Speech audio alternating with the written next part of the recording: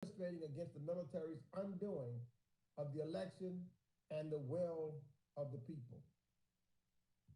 The coup has resulted in an ongoing crisis in Burma that has claimed the lives of hundreds of peaceful protesters. On February 1st, Burma's military, the Tatmadaw, seized control of the union government, detained democratically elected political leaders, including its president, Win Myint, and Aung San Suu Kyi, reversing years of reform and upending Burma's fragile transition to democracy. As we often see in the face of injustice and an informal and leaderless civil disobedience movement has emerged to protest the military's power grab. Almost immediately after the coup, the Burmese people took to the streets in historic numbers to express opposition to the coup and support for democracy. The military responded with brutal force. The military has suppressed the fundamental freedoms of expression, assembly, association, and the press in an effort to silence the Burmese people's desire for democracy. But we shouldn't be surprised by these actions. We've known for years who the Tatmadaw are. They showed us before the democratic opening in 2015 and again in 2017 when they led a genocide against the Rohingya people, and now in 2021 with the coup and their response to popular opposition to it. The military has again turned on its citizens, responding to protests with senseless and brutal violence. Thousands have been beaten or injured. More than 750 people have been killed, and over 3,400 have been detained nationwide since the coup began.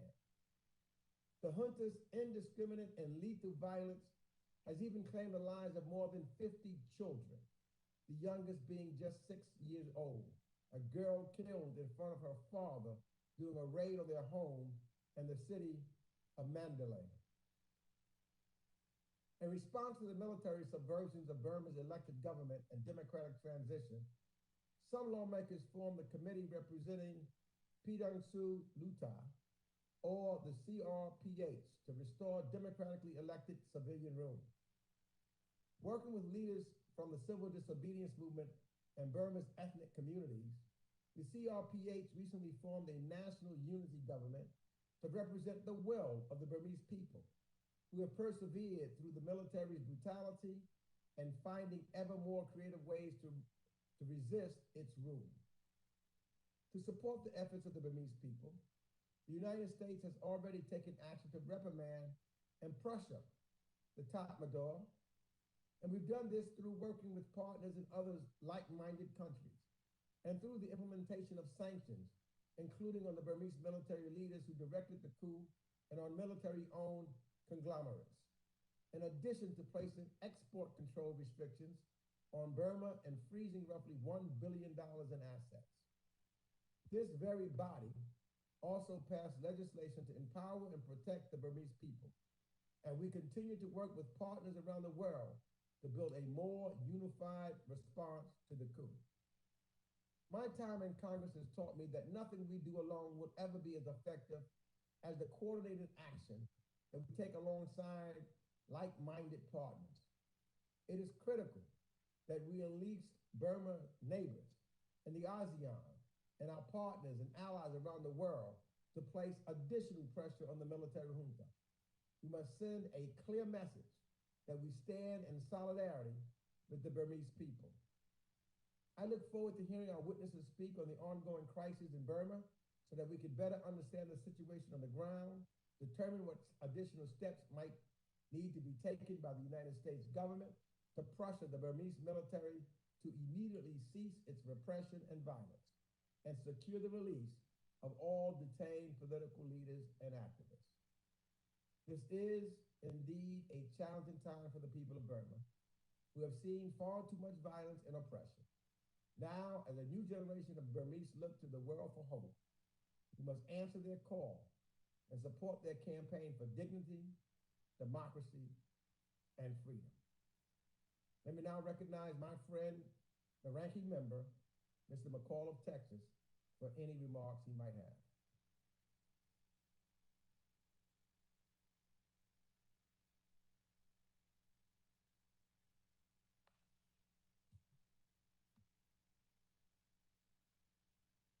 Mr. McCall?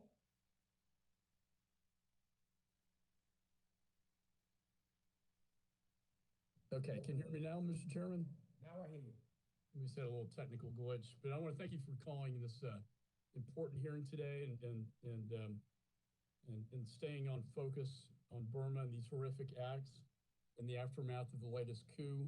This committee's always stood with the Burmese people in their struggle to free themselves from military rule, to protect their human rights, and to secure democracy.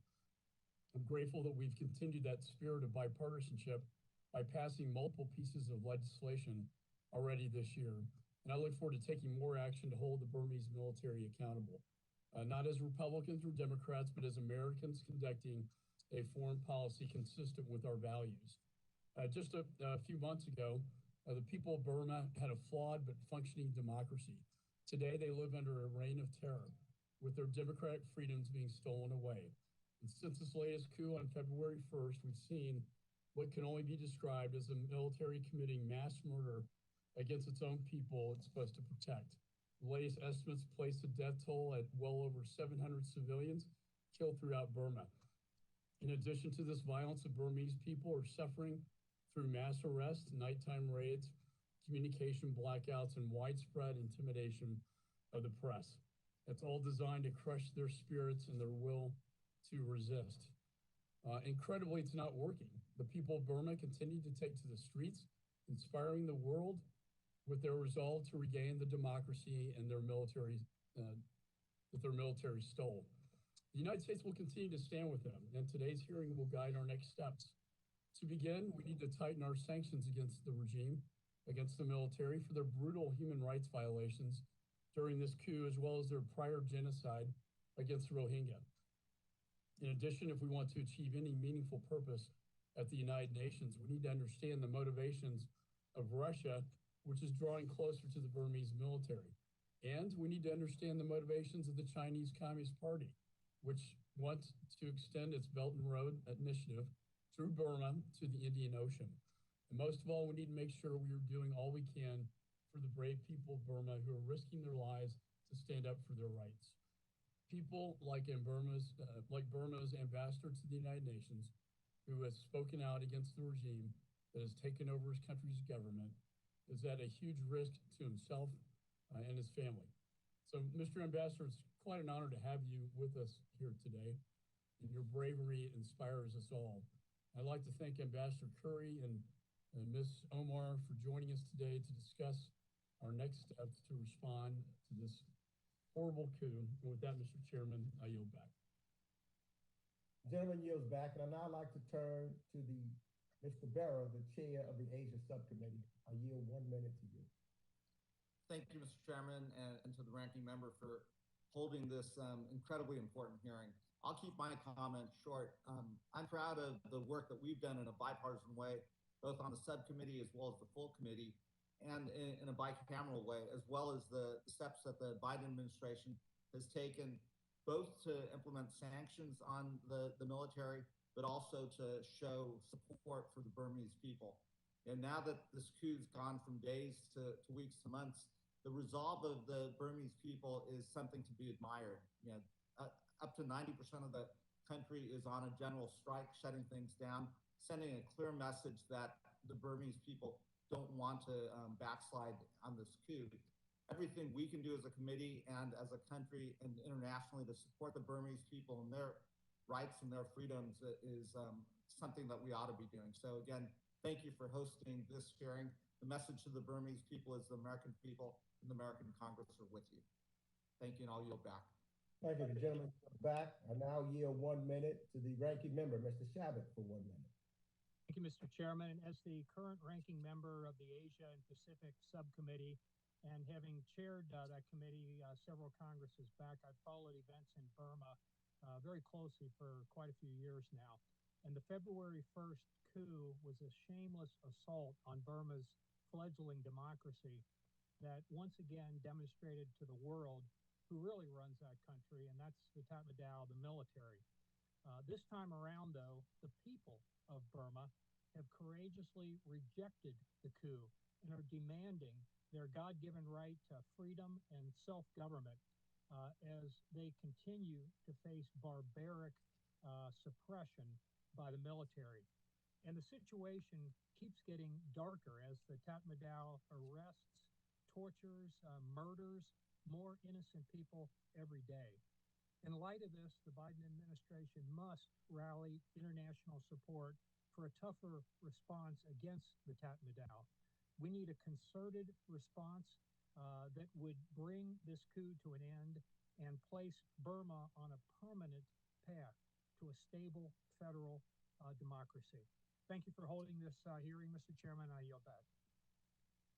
Thank you, Mr. Shabbat. Now I'll introduce our witnesses. Ambassador Chow Mattoon began serving as the permanent representative of Myanmar to the United Nations on October 2020. Since joining the Ministry of Foreign Affairs in 1993, he has held a number of diplomatic posts, including Myanmar's permanent representative to the United Nations in Geneva, permanent representative to the World Trade Organization, permanent representative to the Organization of the Prohibition of Chemical Weapons in The Hague, as well as Myanmar's ambassador to Switzerland.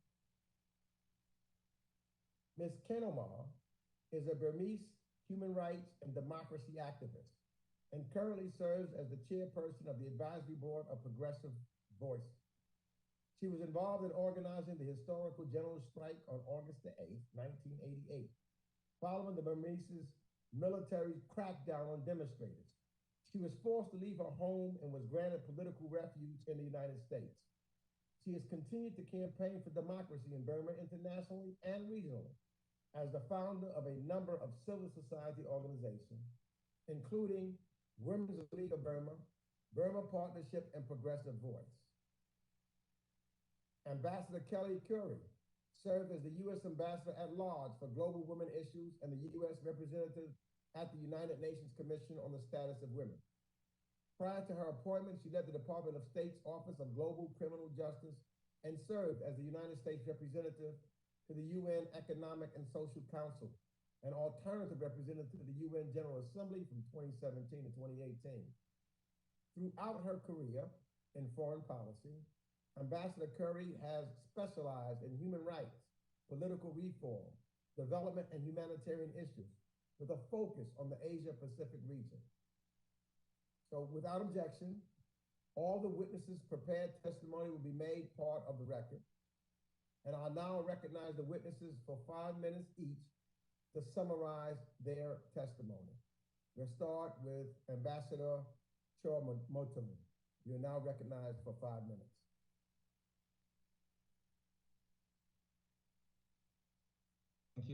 Thank you, Mr. Chair, ranking members of the committee. Good afternoon, Minglawa. I thank you all for holding this important hearing on the serious situation of my country, and thanks for all the strong, encouraging remarks. Due to time constraint, I will be delivering the shorter version of my statement, and the full version has been submitted to the esteemed committee. I will focus more on what action the United States should take. Mr. Chair, the situation in Myanmar is indeed an unfolding tragedy that continues to escalate over time. The people of Myanmar are seriously suffering from the military brutality and inhumane acts day and night. Fear tends to be the order of the day, and we all are living under fear. The free and fair general elections were successfully held on 8 November 2020, which is a significant milestone in our history. The NLD won the landslide victory at the elections. To the ignorance of the people's desire, the military staged a coup on 1st February and lawfully detained the state councillor, the president, other leaders, and the parliamentarians, as well as civil activists. In wake of the military coup, millions of people came out on the streets to protest against the military.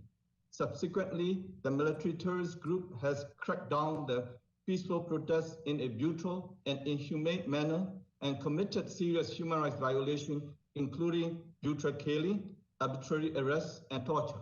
More than 750 civilians have already been murdered by the military. Majority of victims are young people who are the future of the country. They even kill children as young as 6 years old. The people of Myanmar are resilient and unprecedentedly united in fighting against the military, in calling for release of all unlawful detainees, for return of the state power to the people, and for restoration of democracy, and for building a federal democratic union. The three pillars, namely the peaceful protest, CDM, and CRPH, are working hand in hand in this regard. Federal Democracy Charter was announced on 31st March with the ultimate goal of drafting a new federal constitution. The charter outlines an 8-step political roadmap towards building a new federal democratic union of Myanmar. Accordingly, NUG was formed by the CRPH. The formation of the NUG was overwhelmingly welcomed by the people of Myanmar. In line with the people's will, the international community's recognition and engagement with the NUG is a critical step to take, and it could pave the way to end the violence, to save lives of innocent civilians, and protect them from the military brutal and inhumane acts, to restore democracy in Myanmar and provide humanitarian assistance to the people in need. Mr. Chair, I wish to stress that Myanmar is not just witnessing another major setback to democracy, but also the crisis is threatening the regional peace and security. In line with the principle that a state has the responsibility to protect its own people from crimes against humanity, the NUG, together with the people, have taken all possible ways and means to defend our own people from the military's inhumane and brutal acts. We urge the international community to adhere to the principle and to take the responsibility to protect the people of Myanmar from the possible crimes against humanity committed by the military terrorist group. Taking this opportunity on behalf of the NUG and the people of Myanmar, I would like to thank the United States for your continued support. However, we need the United States to take a decisive leadership role in helping resolve the Myanmar crisis. On behalf of the NUG and people of Myanmar, I wish to appeal to you and the House of Representatives as follows. To save lives of innocent civilians, protection should be immediately extended to the people of Myanmar. Humanitarian assistance should be urgently provided to the people in need. Necessary shelters should be provided to those seeking refuge in neighboring countries and as well. No-fly zones should be declared in relevant areas in Myanmar. Global arms embargo should be imposed immediately. Targeted, coordinated, and tactful sanctions should be applied against the military. Myanmar Bank, Inwa Bank, MFTV, and MOGE should be immediately added in the targeted sanction list. Bank accounts associated with the military and their members should be frozen, and financial inflow into the military regime and its associates should be cut off immediately. Foreign direct investment should be suspended, and UG should be recognized as a legitimate government. Any visa should not be issued to any diplomats appointed by State Administrative Council. And UG should be allowed to use the Myanmar funds put in freeze in the US for benefit of the people of Myanmar. In conclusion, Mr. Chair, we are confident that ending the murderous military regime will pave a way to finding sustainable solutions to the challenges we face related to effective protection and promotions of rights of ethnic, religious, and all other minorities, and equality for all. The people of Myanmar are resolute to achieve these goals. Time is of the essence for the people of Myanmar who feel helpless. As such, the United States and the international community must act now, decisively in a collective, concrete, and timely manner to avoid further killing of innocent civilians and further bloodshed in Myanmar. Please do not let killing continue. Please act now. We will always remember the help and support of the United States. And thank you, Mr. Chair. Thank you, Mr. Ambassador. I now recognize Ms. Kenomar for 5 minutes. Mr. Chairman, distinguished committee members, thank you for inviting me to speak to you on the tragic events unfolding in my home country, Burma, and for holding today's hearing. I'd like to thank the United States government for your ongoing support to realize our long-fought aspiration for a federal democracy. The following is a summary of my full statement. I'm here to share the realities on the ground, the untold suffering of the people and appeal for swift action against the brutal Burmese military junta. I appeal to you as a survivor of 1988's brutal coup, led by the same military responsible for today's coup, and as someone who still yearns for a true federal democracy in her homeland. In 1995, I testified before the U.S. Senate detailing the fatal crackdowns in 1988. I come before you today, nearly 30 years later, saddened to describe yet another dark and devastating chapter in Burma's history. Mr. Chairman and members of the committee, since February 1st, millions of people from all walks of life across Burma, including police and soldiers, have come together to reject the military's unlawful coup attempt. The civil disobedience movement has effectively prevented the military from controlling the administration of government, banks, hospitals, and other sectors. We can thus say that the attempted coup is failing. In response, the junta has launched a nationwide campaign of terror, attempting to force people into submission, using any means necessary. Peaceful protests have been met with murderous and indiscriminate violence, including execution-style killings and the use of heavy military weaponry. The deadliest single day of bloodshed occurred on March 27, with the mass murder of 169 unarmed civilians. Every day, the violence and death continue. At least 766 people being killed and over 4,600 arbitrarily arrested. All of this is conducted with complete impunity. The junta has also enacted new laws to criminalize protesters, including sentencing 19 protesters to death. They are also deliberately destroying the evidence of their crimes, such as by removing bullets from those they have killed before stitching them back together. Often, cash is demanded from the victim's family in exchange for the bodies to be returned. And they're not just taking lives, they are destroying houses, private property, and food stores at random, and robbing people of their cell phones, computers, and motorcycles. Torture and beatings in detention are commonplace, with no access to legal representation or contact with families. For women and LGBTIQ, the situation is far worse, with reports of rape, sexual violence, and psychological abuse. Sexual and gender-based violence has long been used by the Burma military as a weapon of war against ethnic nationalities to terrorize them into submission. They have murdered at least 51 children, including those in their homes and playing in the streets. Abduction and torture of family members, including children as young as 2, are increasing. Since the end of March, they've launched airstrikes in Karen and Kachin states. In the last week of April alone, there were 68 airstrikes. This has led to the displacement of over 45,000 people and killing of at least 20. Furthermore, people are fleeing into ethnic areas, exacerbating a humanitarian crisis that was already teetering towards catastrophe before the coup. The UN warns of a slow-burning food crisis. Severe restrictions on freedom of movement and information being imposed, including nationwide internet cuts and declaration of martial law in some townships, sending Burma back into darkness. Mr. Chairman, in spite of such brute force and violence, the people of Burma continue with their daily protest, standing firm in their defiance against this illegitimate military junta and in their support of their legitimate government, the National Unity Government. They ask for the international community, including this legislative body, to do all they can to recognize and support the NUG.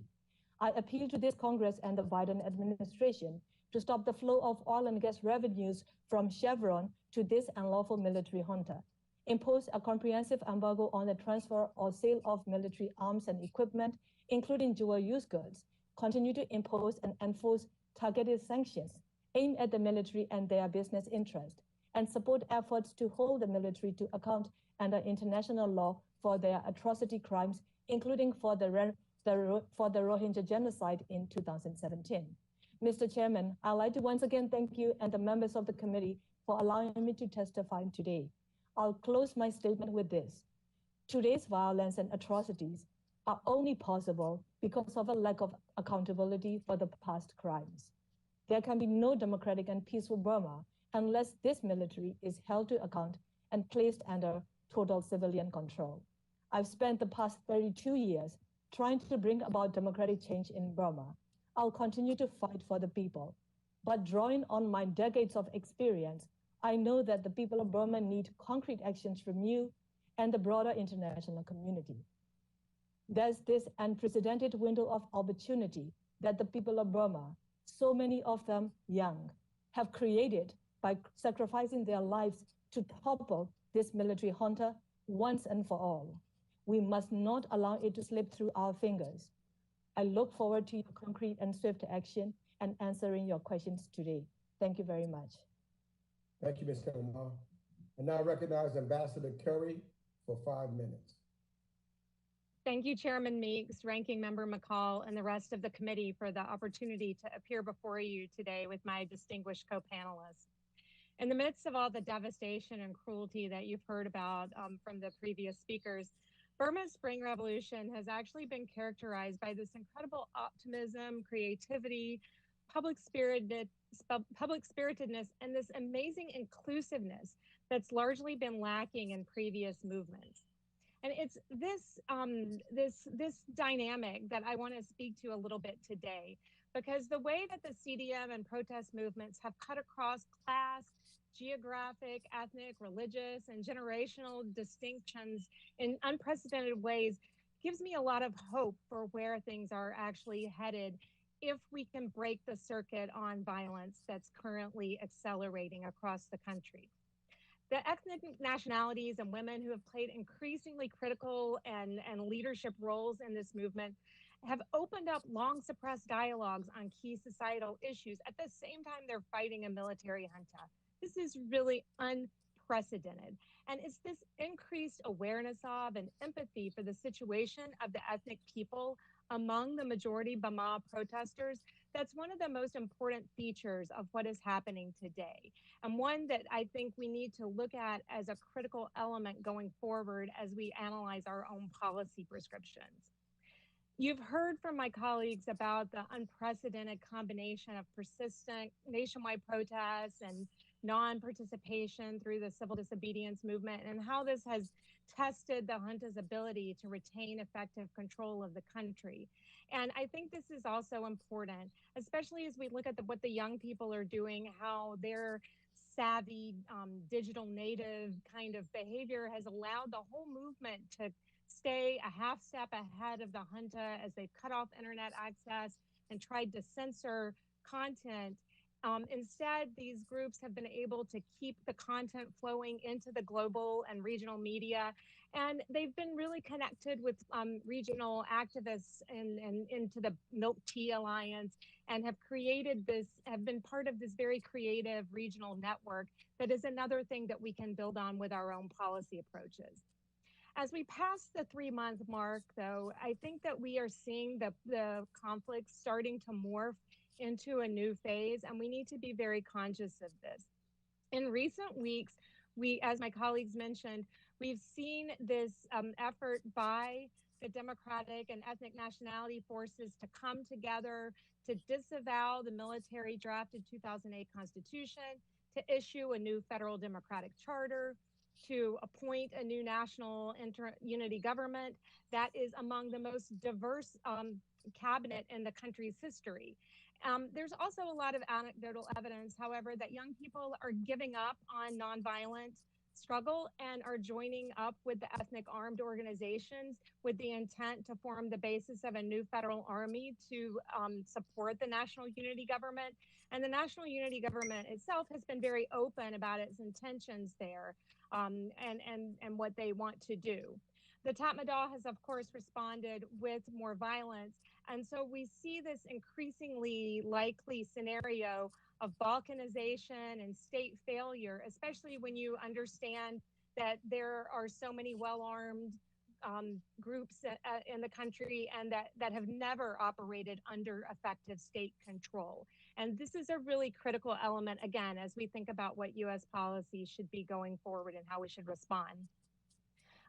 We've seen that the international community, instead of reacting appropriately to this situation, has delegated the international response to one of the weakest regional organizations in the world, the Association of Southeast Asian States, ASEAN. And left to its own devices, we saw what happened with that, where the 5-point consensus that came out of a special summit in Jakarta recently has utterly failed. The junta had disavowed it and violated it before Min Aung Hlaing even returned back to Burma from Jakarta. And the United Nations has been no better, frankly. The Security Council has absolutely failed in its responsibilities to support to protect and promote international peace and security. As the pen holder on Burma, the United Kingdom has been reluctant to table a resolution, reportedly out of fear of joint Chinese and Russian vetoes. And frustration with the Council on the ground is growing, as well as within the ranks of the UN, who are looking at alternatives to the Security Council. So I think that there are a number of things that in my last minute here that we can highlight, and I'm happy to go into more detail in the Q&A about where the U.S. can and should encourage its allies to take action around 3 key issues. One is around recognition and legitimacy and things that we can do relatively low cost to support the national unity government. Cutting off the junta's money supply, which you've heard from my colleagues about a little bit, and then moving on a Security Council, which would also include accountability issues. So again, I'm happy to talk about more of those things during the Q&A and get into some of the details. They're also found in my written testimony, which has been submitted to the committee. Thank you again for the opportunity. Thank you, Ambassador. And thank you all for your testimony today. Very enlightening. I now recognize members for 5 minutes each pursuant to the House rules. And all time is yielded for the purpose of questioning our witnesses. I'll recognize members by committee seniority, alternating between Democrats and Republicans. If you miss your turn, please let our staff know, and we'll come back to you. If you seek recognition, you must unmute your microphone and address the chair verbally and identify yourself so that we know who is speaking. I will start by recognizing myself for 5 minutes. Let me start with Ambassador Cho Moon-Tung. Again, thank you for appearing before us today and for your bravery in speaking out against the coup. And I'd like to ask you about the National Unity Government and how representative is it for the vast diversity of your country. There has been, I know a long simmering civil war in Burma, and there are many ethnic groups there that are not just antagonistic towards the military, but also dissatisfied with the lack of progress in the peace process under the NLD. So how is the National Unity Government working to engage to reassure those ethnic groups? That's my first question. And secondly, then what vision does the CRPH and the National Unity Government have for the ethnic unity in Burma?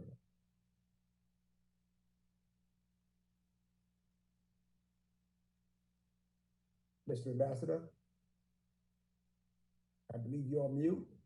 Yeah, thank you, Mr. Chair, for the questions. As Ambassador Kelly also rightly point out the NUG, how diverse it is, and the composition it is very unprecedented. It's composed of the members from the different ethnic groups, including the ethnic organization. So it's quite diverse. It includes quite a number of women in the government.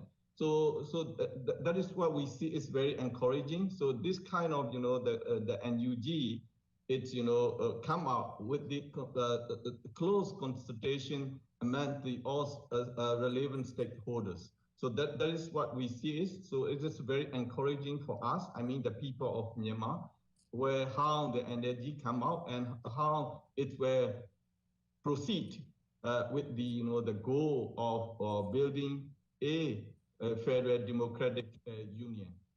That is the people all over the country give the overwhelming support to the NUG because of its credibility, and it's because of the support from the people.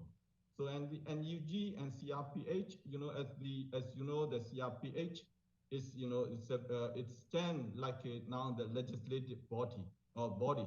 So the NUG as an executive body and the CRPH as a legislative body. So we are working hand in hand, the NUG and the CRPH working hand in hand. So because what we are doing is that we're trying to control the area as much as possible together with ethnic M organization. You may notice that lately there are the fight between the ethnic M's organization and the military, the terrorist group. So because the ethnic M organizations are now stand with the people of Myanmar, providing all the support to the people and the people also supporting the AMPS organization. Now, as Ambassador Kelly also mentioned that the young people who joined the protest now are taking some trainings under the some ethnic area controlled by the ethnic M organization. So for us, we don't want to go that much further, but it's because of the we need to fight against the military. We still need to have the support from the international community, Mr. Chair. Thank you, Mr. Ambassador. Let me ask Ambassador Curry real quick to follow up on that. And also, what do you think the ASEAN should be doing? What more should they be doing than they're not doing right now?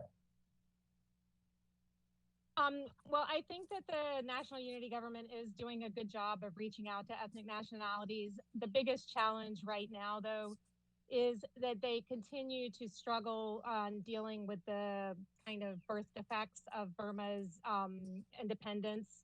And it's a very complicated dynamic around who has status as a recognized ethnic nationality. And it gets into a lot of very difficult issues. This is where the Rohingya, for instance, fall into a gap and have been subject to deep discrimination as a result. With regard to ASEAN, they are very poorly set up to deal with political problems like this. The best thing they could do, frankly, would be to ask the Security Council to take responsibility for the problem and hand it over to them instead of being an obstacle and a fig leaf that allows for Security Council inaction, in my opinion. Thank you. My time has expired. We try to stick to get as many members as we can to hold all members to the 5-minute rule. I now acknowledge Ranking Member McCall for 5 minutes for questions.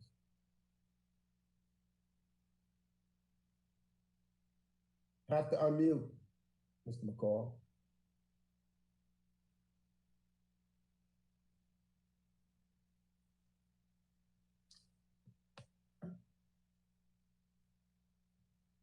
Office, can we unmute Mr. McCall?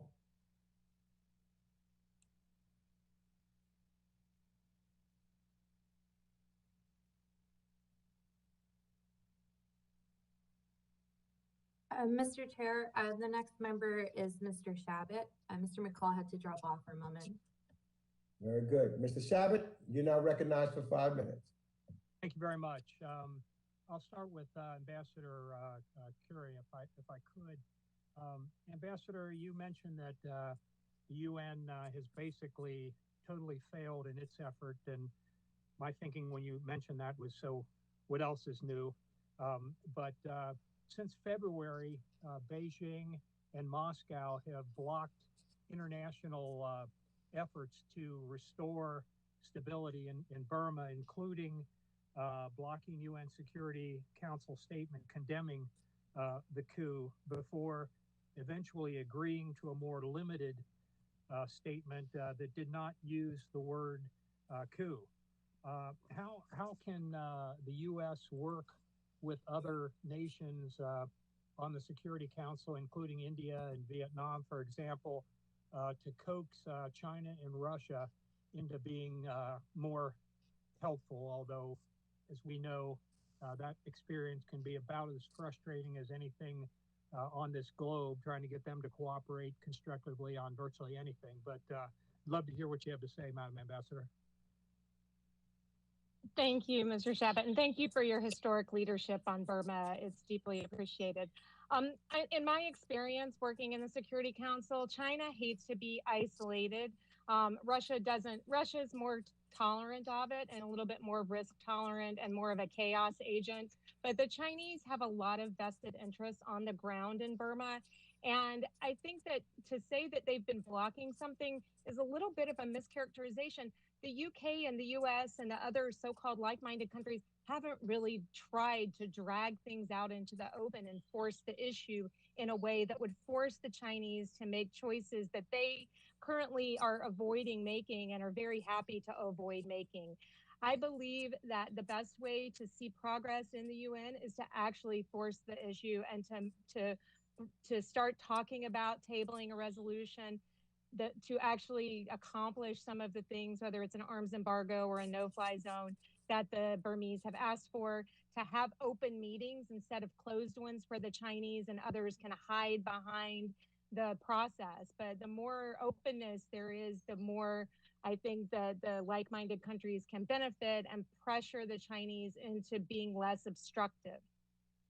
Okay, thank you very much. And just to follow up, if I could you maybe expound a little bit upon what China is up to in Burma? What are their interests there? What are they doing behind the scenes? What, if anything, can the United States do to obviously promote regional stability and democracy and, push back on their malevolent, desires, not only, especially there, but really throughout the region? Could you kind of discuss what China is really up to? I think that on Burma, the Chinese have built up a lot of infrastructure, so they have sunk costs in Burma. They don't love dealing with the military there. They find them an unreliable partner, and they had invested a lot in working with the democratically elected government of Aung San Suu Kyi, and so they were quite comfortable having her imprimatur on their big economic Belt and Road, China-Myanmar economic cooperation engagements in Burma. And we're willing to deal with a democratic government quite fine, found it very comfortable for them. So there's no reason they can't do that again. The problem is that they continue to hide behind this non-interference posture, which is part of a broader global issue.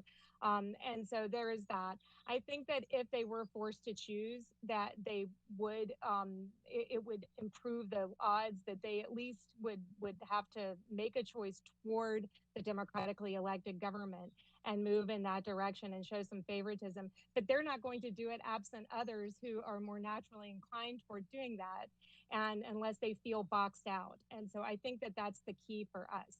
I think that cuts across everything in Southeast Asia, that we've got to stand on the side of democracy and human rights and these values in order to highlight the difference between what we offer the region and the model that the Chinese are offering them, which is very extractive, very narrowly self-interested. One example where we could do this, for instance, is if we were to work with the National Unity Government to help get vaccines cross-border through trusted NGOs that have experience, while China is giving vaccines to the junta, and contrast that, for instance. Thank you very much. My time's expired, Mr. Chairman. I yield back. Thank you. The gentleman yields back. I now recognize Mr. Sherman of California for 5 minutes. Well, thank you. I want to point out that Congress provided about $135 billion of assistance to Burma. USAID and state have redirected $42 million. I can see a use for our money in supporting anti-government democracy activists, press, etc. But the USAID seems to be bent on spending money on general economic development, which, while it might be good for people in Burma, it is also good for the junta. And we shouldn't evaluate whether these programs are good. Some of them help people in need, but whether they're the best use for American foreign aid dollars, which could instead go to help India deal with COVID-19, allow us to do even more, and we're doing a lot, but do more for the Rohingya refugees, or support political engagement in Nigeria, or election observation in Benin, or a host of other issues that would be a better use than strengthening the economy of a country that is right now run by the junta. I want to focus on the Rohingya. And last month, we saw the formation of this national unity government, which has said it will deliver justice for our Rohingya brothers and sisters. But it's a council of 27 people, none of whom are Rohingya. And so I know Your Excellency, Mr. Tun, is not officially part of the National Unity Government, but I want to give him an opportunity. Should they add a 28th member to the council to represent the Rohingya community? And is it important for this National Unity Government to declare that they will give citizenship documents to all Rohingya who were born in Burma or in the refugee camps?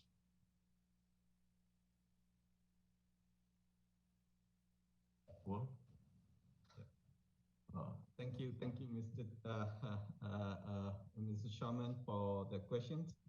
So, you know, the NUG government and the CRPH, we make it very clear that, you know, now the common enemy of us is the military. So when we end the, you know, this murderous military regime, as I mentioned in my introductory remarks, it's clear that, you know, when it's ending this kind of, you know, military regime, we are in a better position to promote and protect the rights of the. If I can interrupt, I think there's no doubt that the National Unity Government is better than the junta, but that's a very, very low standard. Will this government provide citizenship documents? You want to urge them to provide citizenship documents to all Rohingya born in Burma or in the refugee camps? Thank you. The point that you raised, of course, you know, as a government, we will be, you know, in line with the, you know, the existing law. But those existing law may not be, you know, the standard. So we are of the view that the law that, for example, the 1982 citizenship law need to be amended. That is what is clear. And then those who are in line with, you know, existing law, of course, they will be. Sir, existing law deprived them of citizenship and set them up for murder. Before the coup, the government that appointed you committed genocide against the Rohingya. Can you call upon the National Unity Government to provide citizenship documents to those born in your country, including the Rohingya? Yeah, it's of course, you know, we are very clear that, you know, those whoever are born in Myanmar, and then those whoever entitled, they have to be, you know, according to the under the law that existed, they're not entitled.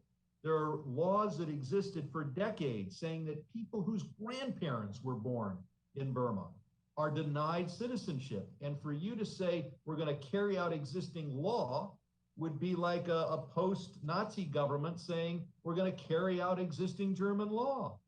No, I see it differently, sir, because, you know, there are some difficulty that, you know, the previous NLD government had. But if we go according with, you know, strictly according with the, you know, law, there are a lot of Rohingya are entitled to become a citizen. Very clear. That is, you know. Gentleman's time has expired. My time is expired. Thank you. Gentleman's time has expired.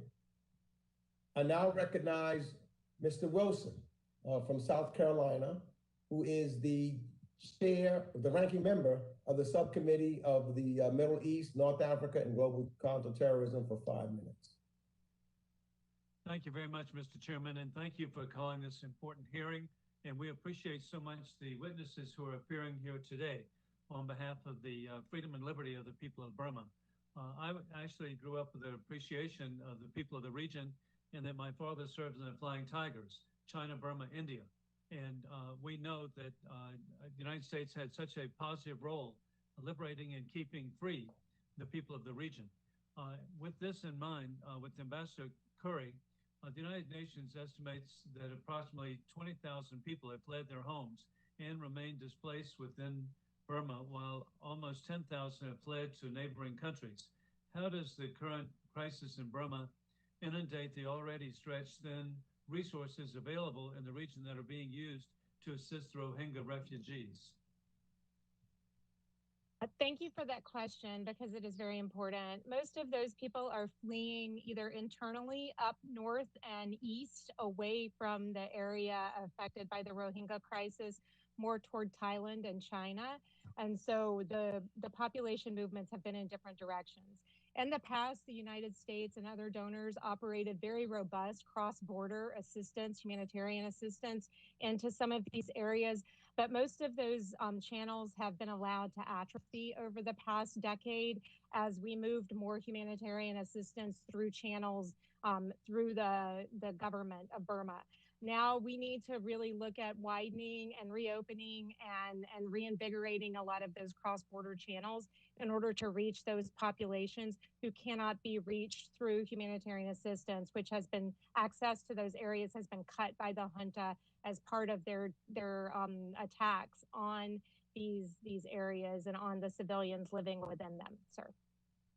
Well, thank you very much for your insight. And Representative Tan, how incredible your courage to speak out on behalf of the people of your home country. And with that in mind, U.S. trade with Burma is limited, and therefore the United States has little financial leverage over the military. What can the United States do to encourage countries in the region to put real financial pressure on Burma to isolate the military and to restrict foreign financial flows benefiting the military junta? Thank you, Mr. Wilson. I think because the role of United States is very important, influencing the regional countries, because the many bank accounts and the financial flows coming through the countries in the region. So I think it's very important that if you put the sanction on the some additional entities like the MFTB, MOGE, and the Myanmar Bank, Ingor Bank, so that the financial flow will be the cut off, and that this will make a lot of pressure on the military. So what we want is that we want the military to back to the table to discuss to restore the democracy in Myanmar. That is, the United States can play a very influential role to put pressure on the military. And again, thank you for your personal courage. And a final question, again, for Representative Tan. Although China has strong incentives to avoid chaos in the region, it sadly also views the country as a battleground for preventing the encroachment of democratic values and Western interests in its backyard. How can the United States engage with civil society leaders in Burma, Myanmar, to fortify the democratic values and institutions of the country? Yeah, what I see is that please continue support that you continue support to the civil society, as well as if I may please support the NUG, National Unity Government, and recognize them. So that's the way we can put a lot of pressure not only to the military but also to the China, so that China will come to engage with the NUG. So that is very important that please continue support to the CSOs as well as the National Unity Government. All stakeholders who are fighting for the democracy, please do support us. Thank you. Well, hey, your insight and courage again is so inspiring, and I just appreciate the efforts of Chairman Meeks to bring this to the attention of the world. I yield back. Gentleman yields back. I now recognize Representative Jerry Connolly of Virginia, who's the President of the NATO Parliamentary Assembly, for 5 minutes. Thank you, Mr. Chairman, and thank you for your leadership on this critical issue and insisting that the U.S. Congress bring attention to what is happening in Myanmar. And I thank you for your leadership. And I echo Congressman Joe Wilson on that. It's vital that we elevate this issue in the Congress because we can save lives. I have 2 questions I want to put to the whole panel, and I'll start with you, Ambassador Curry, if you don't mind. One is, when we think back about the U.S. sort of loosening up its restrictions, travel restrictions, sanctions, and the like starting around 2012.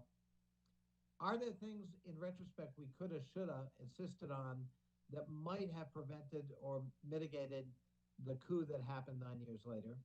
And secondly, what role will the military have to play, if any, in a government post-coup that presumably favors the pro-democratic forces, but I mean, the military, Tamada is there, whether we like it or not, and what role are they going to insist on, and what role should we accept?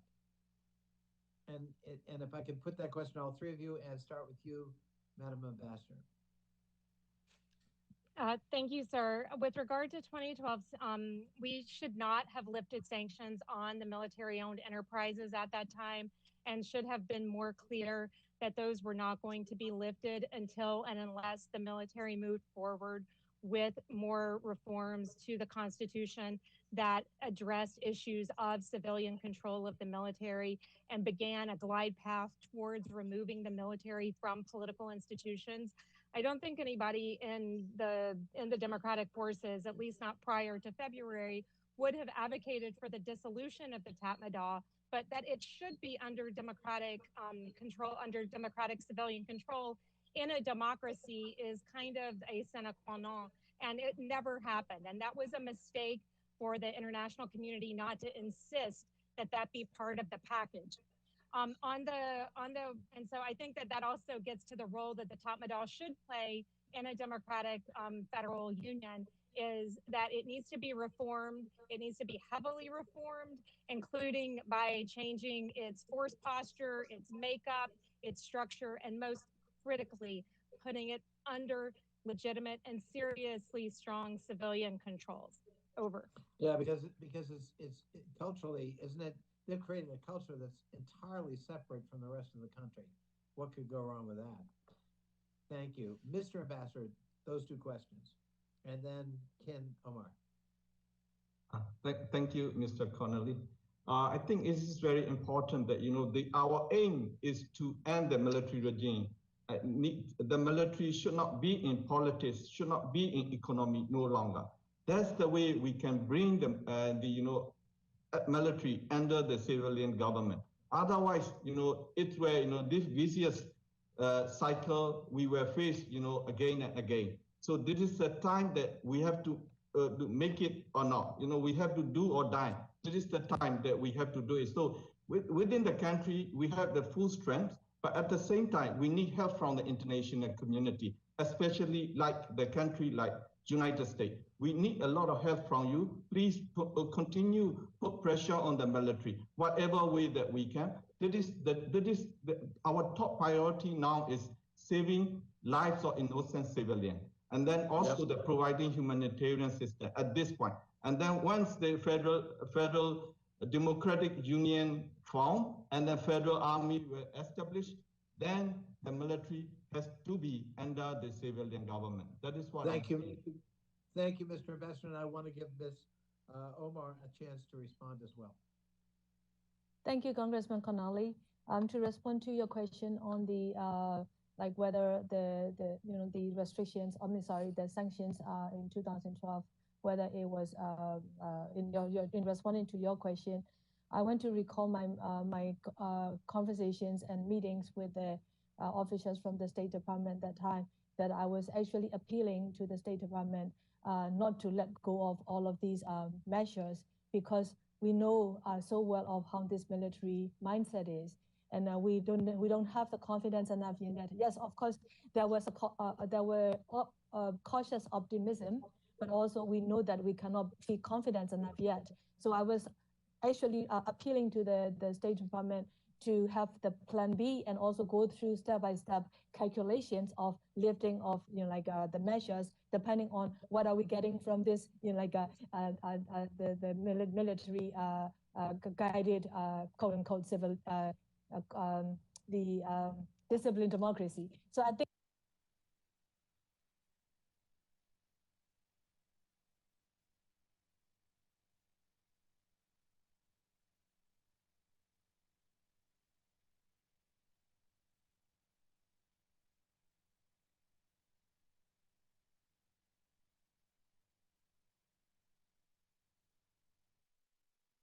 right, of course, the military will be there, but I think we need to ensure that they go back to the barracks and under civilian control. But also, most importantly, we need to address the transitional justice. Without the justice and healing, we will not be able to have a way to move forward.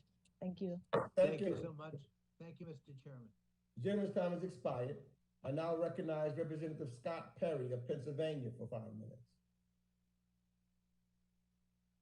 Hey, thanks, Mr. Chairman. I don't know how my there, but good to see everybody.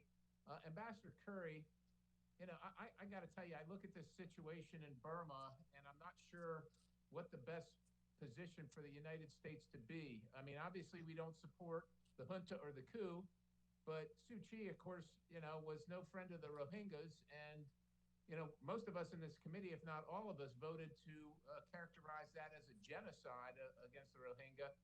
I don't know if the administration has taken that up yet or plans to, but it doesn't seem like a great outcome. I mean, the Chinese military, I think, is probably sending arms to the military right there to oppress the people. And even if it were to work out with Suu Kyi, it wouldn't work out for the Rohingya. So maybe my question, first of all, my question would be, at a minimum, why wouldn't we sanction the state-owned oil, the energy company there? I think it's MOE or something like that.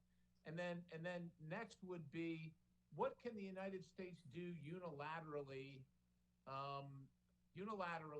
to advance our efforts in Burma vis-a-vis China? How about those two questions? So I do agree that we should have already put sanctions on the Myanmar Oil and Gas Enterprise, MOGE, that is the main recipient of royalties and funds related to the oil and gas extractive industries in Burma. And I hope that the administration will do that soon, together with other countries, and put pressure on the multinational oil and gas industry partners that are continuing to pay royalties to the junta to put those funds into escrow accounts and keep them from going into the hands of the junta. Yes, China and Russia, of course, are selling weapons and providing some political support to the military junta, but the Chinese, above all, want stability in Burma and want an environment where they can do business and a permissive business environment for them. That is not what they have right now. So this has not exactly worked out well for them. I believe that there is a path where we need to make sure that they, we can do things as a country that put a thumb on the side of democracy, human rights, and the values that we care about as the preferred outcome here, not the ones that the Chinese care about, which are antithetical to those. And I believe that if we can work with the national unity government and the forces that have emerged that are far more progressive than what we saw from the last NLD government, to be quite frank, even, you know, especially at the grassroots level, they're much more progressive and much more diverse and open-minded. And Ken Omar can speak to this more fluidly than I can. But there is an opportunity here to empower a better path for this country, but we've got to lean into it a bit more than we've been doing up to now. We've been taking a very cautious and incremental approach up to now, and there are a number of steps we can take that would help move us forward. Most of them pretty low cost and low risk, frankly.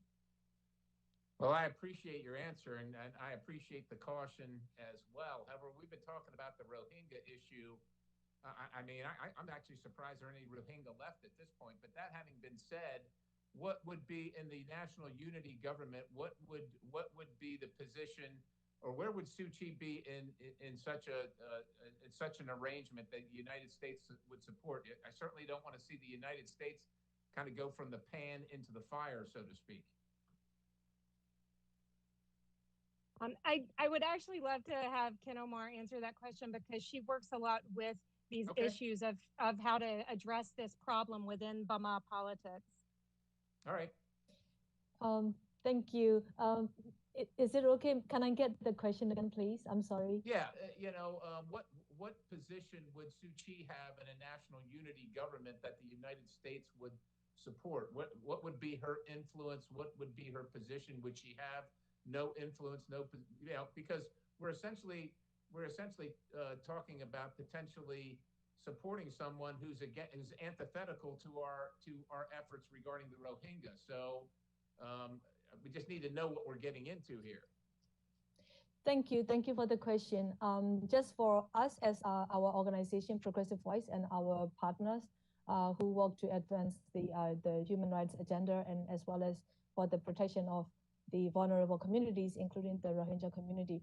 For us, we are putting forth our suggestions to the National Unity Government that they must actually come up with a clear policy and stand on the issue for the Rohingya peoples and the protection, and how the government will actually take on this issue without waiting for like anyone like Daw Aung San Suu Kyi.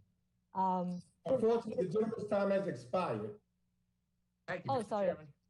Thank The you. gentleman's time has expired. I now recognize Representative Ted Deutsch of Florida, who's the chair of the subcommittee on the Middle East, North Africa, and Global Counterterrorism, for 5 minutes. Thanks so much, Mr. Chairman. I want to thank the witnesses for appearing before the committee today and for the important testimony from all of you.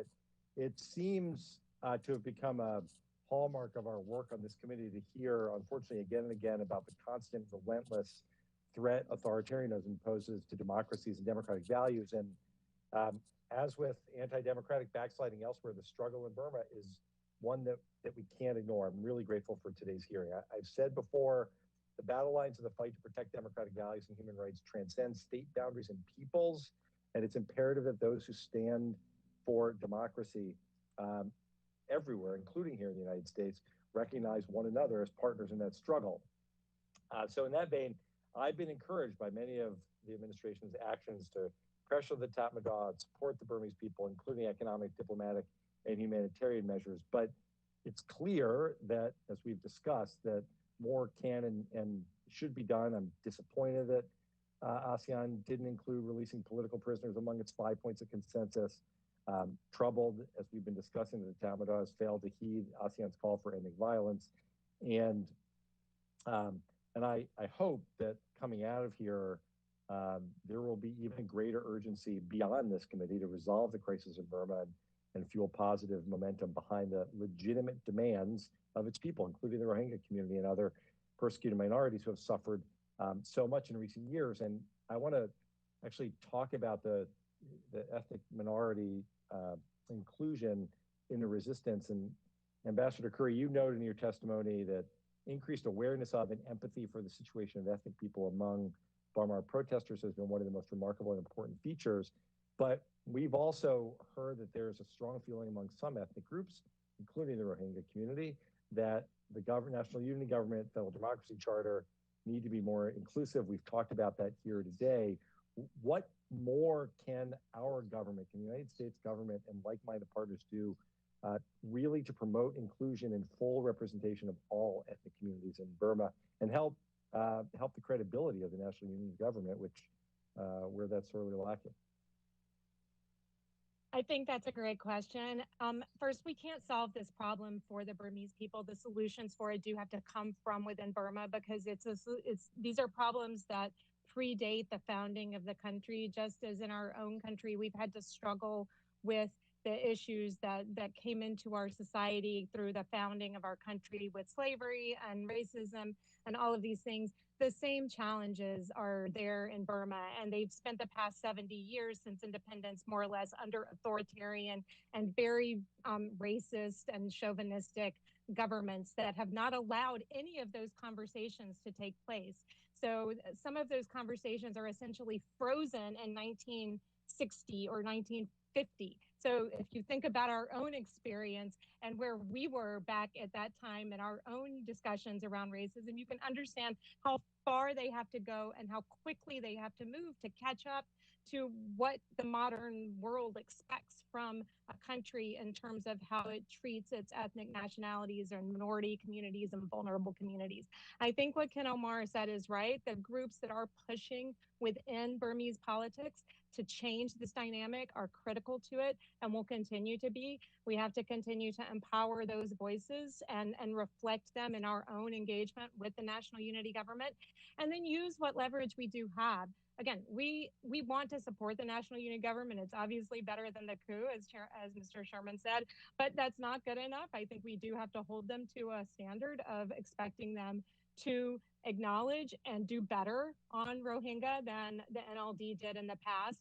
I've seen some movement in that way. It's not fast enough, it's not far enough, but I think it is in the right direction overall. And we need to do the things we can to facilitate it. Thank you very much. Ms. Omar, if I could just ask you about your concerns with respect to the treatment of refugees in the border regions. What more can the United States and the international community do to ensure that their basic human rights are protected when they flee Burma to neighboring countries? Thank you very much, Representative Juice.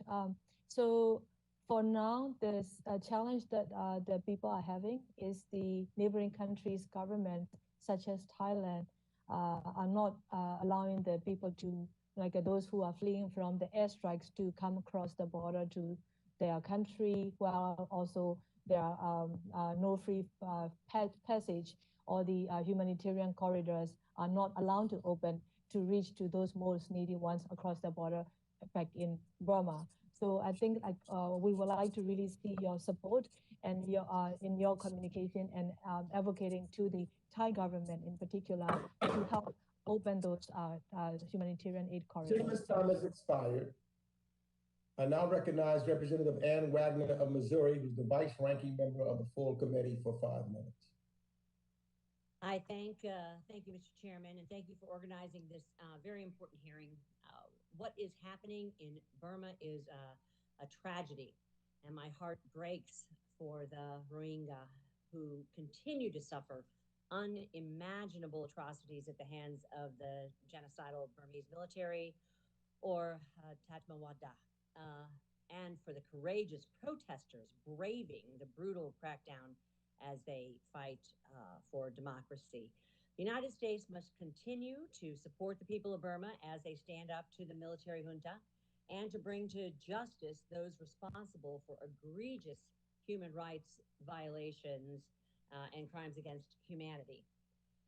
I'm very proud that Congress has never hesitated to call the violence against Rohingya what it is: genocide. The United States has now at last recognized the Uyghur and Armenian genocides, but has not yet recognized the Rohingya genocide. Ambassador Curry, why has the United States neglected to make a formal determination on Rohingya genocide? I believe that a lot of it goes back to this kind of trade-off that we've danced around a little bit here, which is this belief that we had to protect Burma's democratic transition, and we were trying in the past to protect Aung San Suu Kyi and not destabilize the country and promote or encourage or trigger a coup by the military. But I think the lesson we should learn from the past 4 years of refusing to call things by their right name, and you're right, it meets all the criteria for genocide, and the U.S. has done the State Department did an investigation, has compiled the data. It's all there for anybody who wants to see it. But and I think now that we've seen that trying to trade off the rights of a vulnerable minority to protect a very fragile and flawed democratic process, you end up with both getting stomped all over. And so I think that we should be true and call things by their right name. I totally agree with you. It's time. It is Agree. it is past time. The International Court of Justice, or ICJ, has ordered Burma to take action to prevent further acts of genocide as it investigates the atrocities committed against the Rohingya. Yet human rights groups report the regime continues to actively destroy evidence and engage in acts of genocide. Ambassador Curry, how should the United States lead international efforts to pressure Burma into compliance with the ICJ's order? Again, I think this is an area where we can work with the national unity government to set out some benchmarks for cooperation with the ICJ investigation they are very interested in having the ICJ investigate also the post-coup activities. We've also been supporting the International Investigative Mechanism on Myanmar, the IIMM, in Geneva under UN auspices. It's headed by a wonderful American lawyer named Nick Kumjian, who does a great job and is also expanding their remit to include events since the coup. And so I think that there is an opportunity to take a more holistic look at accountability and transitional justice, as Ken Omar has said, and really bring all of these things into a rubric that allows for a meaningful conversation about accountability with the Tatmadaw, whether it's in the ICJ context, the ICC, or through other mechanisms, including local mechanisms that the NUG could start to set up themselves with support from donors.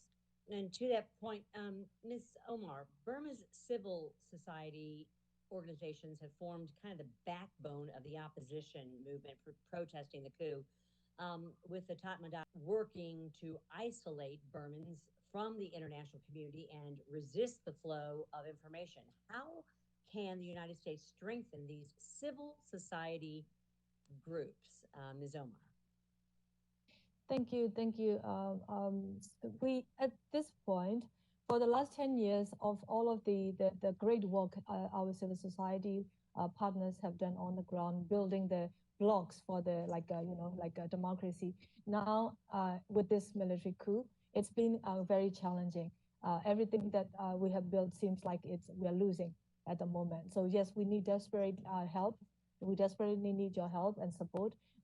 First is also, I would make it very practical, like the USAID, for example, the USAID grants can make it flexible to the civil society organizations who are losing their ground in the country to be able to have access from the cross-border, for example, which is not something that we have seen the USAID has been able to do. So we would like that kind of flexibility. Thank you. Well, thank you. My time's expired. Mr. Chairman, I yield back. Thank you. Thank you. I now recognize Representative Bill Keating of Massachusetts, who's the chair of the Subcommittee on Europe, Energy, and the Environment and Cyber for 5 minutes. Thank you, Mr. Chairman, and I'd like to thank you and the ranking member for holding this meeting. I think my question would be directed at Ken Omar and maybe a secondary question to Ambassador Curry. But the Burmese military is notorious for its use of sexual and gender-based violence as a weapon of war. And it still seems to be holding true, as seen with the relentless perpetrated acts of violence by security forces against protesters. And despite this, the women that are involved in this in particular, they're risking their lives and playing a central role in this nonviolent action of protest to bring about democracy. So my question is, what's your view of the status of their involvement right now, the risks they're taking, which we're seeing so many brave women around the world in leadership roles of protest in countries like Belarus, and what can we do to support their actions in particular? Thank you, Congressman Keating. Yes, you're very right. Even compared to our time back in 1988 democracy movement, this movement have seen much more young women in particular at the forefront leading the movement. But now many of them are in prison, in detention, and also facing this sexual and gender-based violence, sexual assaults. So it's very worrying. For me personally, I have met so many survivors of the military rape from the different ethnic communities for the last 20 years at least. And now knowing that there are so many young women are even missing, that we don't know where they are. So it's very worrying for us to think of what could have happened or will be happening. So many of them already are in hiding at the moment, and many of them fled into the ethnic areas at the moment. So we need so much support also. I think the U.S. good officers, including the mission in Yangon, will be able to help support, for example, hiding places, which is the practical support that we need, and as well as also establishing the secure communications equipment. Again, that is also something that we need in order for including those young women and women in the movement to be able to access or they communicate to the outside world. So these are the practical support that we need, along with the other material and financial support as well. And how important is it, hopefully in a democracy going forward, to have women included in that government and in the administration of government in the country? Being a long-term women's rights activist, I will be very practical with you. It's still a long way to go. However, I'm encouraged to see that this NUG government has included many women, including the young women, also from the ethnic communities, are already included in the ministerial positions, which I take it as a very historical step, which I hope that it will actually carry on, as you know, by the time when the democracy comes back, that for us to establish the full democracy, I hope that women will not be left out or marginalized when everything comes back to be in the place. For now, we still have a long way to go. Yes. We are seeing authoritarian governments try and press themselves around the world, but it's comforting to know we're seeing so many women and young women rising up for democracy and standing up for that. Thank you for your comments, and I yield back, Mr. Chairman. Representative Keating yields back. I now recognize Representative Tim Burchett of Tennessee for 5 minutes. Thank you, Mr. Chairman. Thank you, guests. I have a couple of questions. I'll just throw it out to the panel. Does China really have a dog in this fight, or will the Chinese Communist Party simply back the side it thinks will win?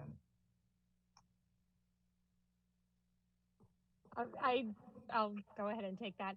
China definitely has had a dog in the fight in Burma for decades, really. The Chinese Communist Party helped to create the Communist Party of Burma, armed it, and led to instability in Burma since the 60s, which is one of the reasons that there's been military government in Burma since the 60s. It's because of Chinese interference in Burmese internal affairs and attempts to shape and mold the country and make it malleable. China seeks a Burma that's dependent, weak, internally divided, and easy for it to get what it wants out of, which right now primarily consists of passage to the Indian Ocean, because China's path to the Indian Ocean cuts directly through Burma. And so they want that very much. They have strategic interests, they have economic interests. They obviously, I think ideologically they're neutral. They've shown they'll work with whatever kind of government does come along. So I don't think those things are mutually exclusive, but they do want a government that's willing to work with them. They do want to keep us out. They especially want to keep us out of Upper Burma, where they are involved with a lot of the ethnic armed organizations and are playing both sides of the street in Burma. It's a very, they have strategic depth in Burma in a way that the United States does not. But that also means that they've been tagged with a nasty history of doing things in Burma that the United States hasn't, and that can redound against them if we are standing on the side of the people in the country. Anybody else on that? Is that pretty much it? Okay, great. If the Western companies end up leaving due to the unrest, do you think that China would end up taking over the Western assets?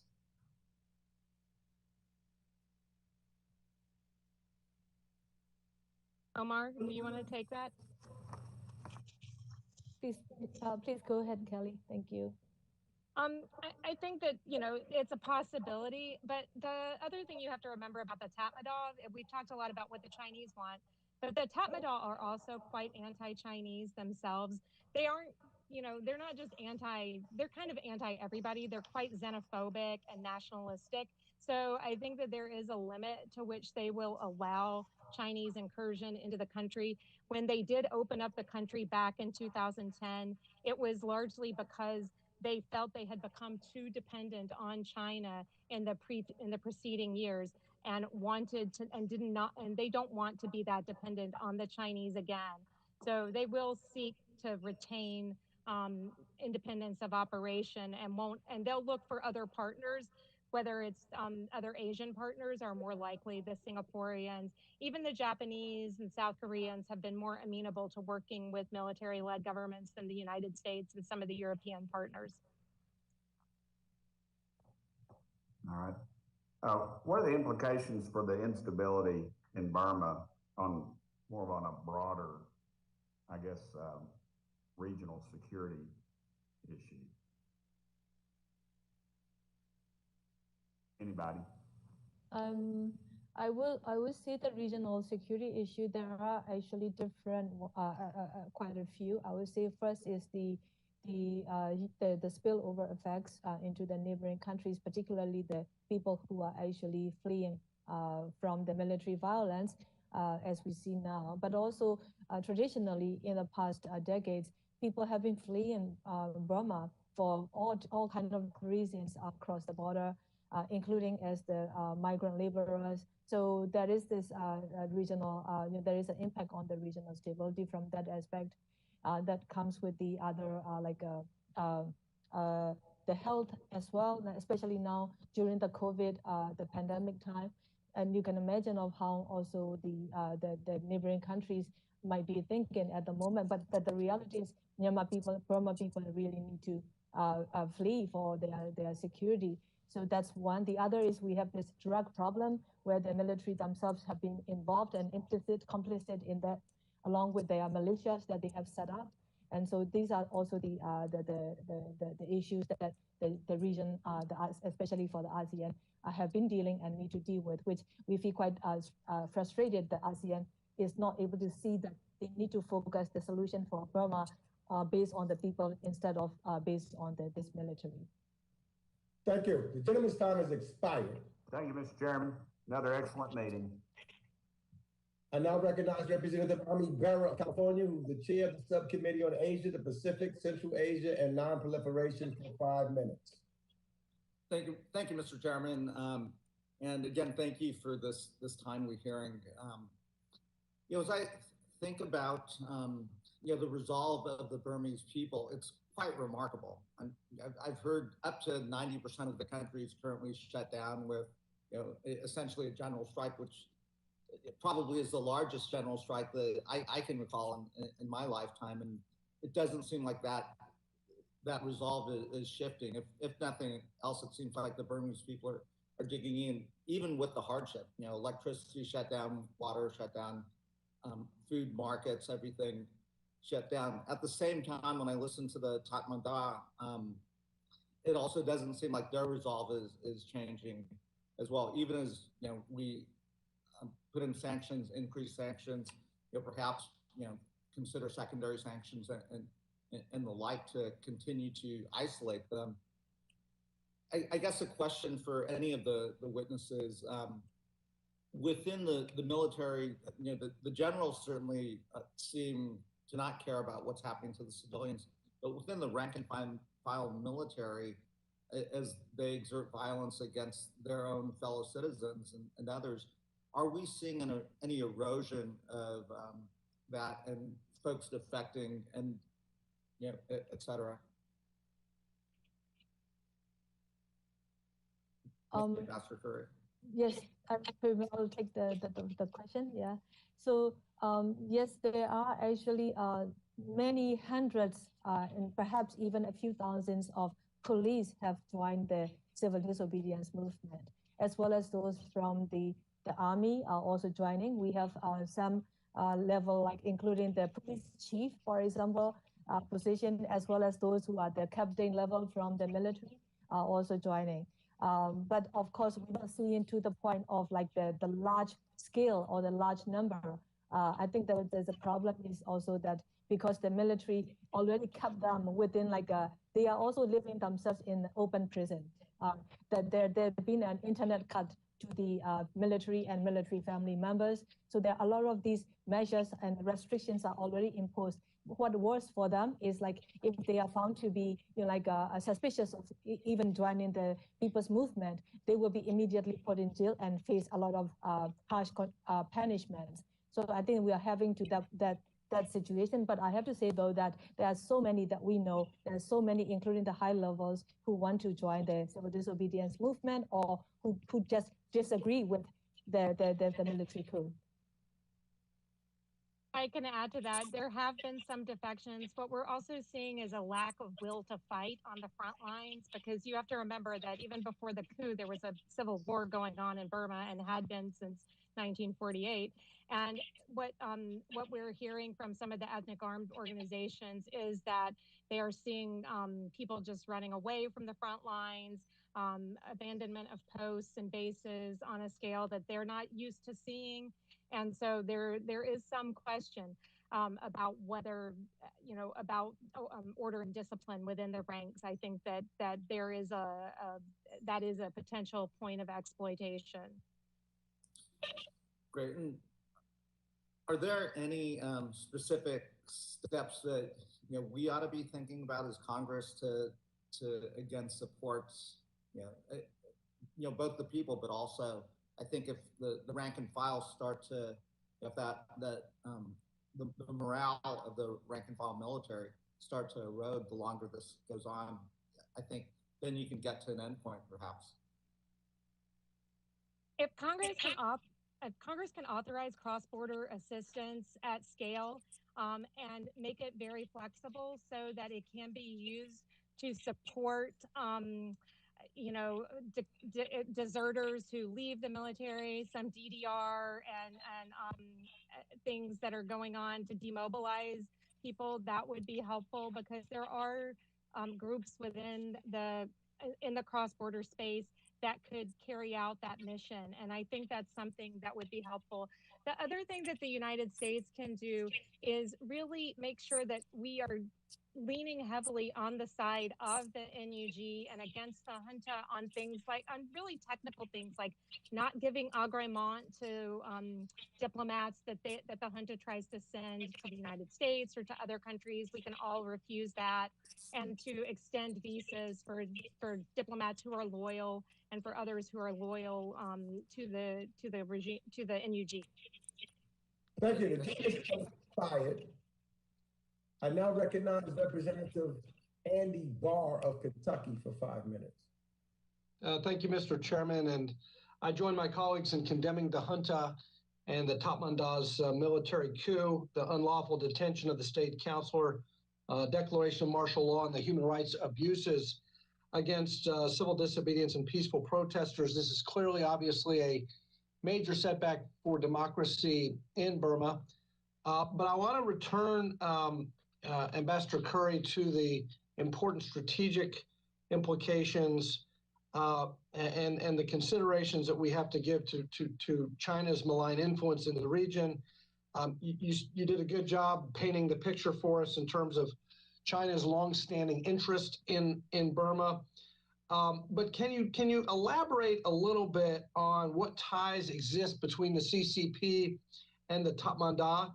And obviously, I heard your testimony that the Tatmadaw was skeptical of Chinese investment in Burma, that Burma's prior civilian government was perhaps closer to the Chinese Communist Party. But given the current state of affairs and the coup, what inroads are the CCP making with the current military leadership? I think that the situation is never quite black and white. It's not a zero-sum game in many ways. I think that what we're seeing is that the Tatmadaw will never want to be dependent on the CCP, and the people of Burma will never accept a government that's completely dependent on the CCP. This isn't Cambodia, for instance, where you can get away with that sort of thing, like Hun Sen has been able to get away with it in Cambodia. The other thing that I think that more than democracy, the Chinese Communist Party does not want state failure at its border.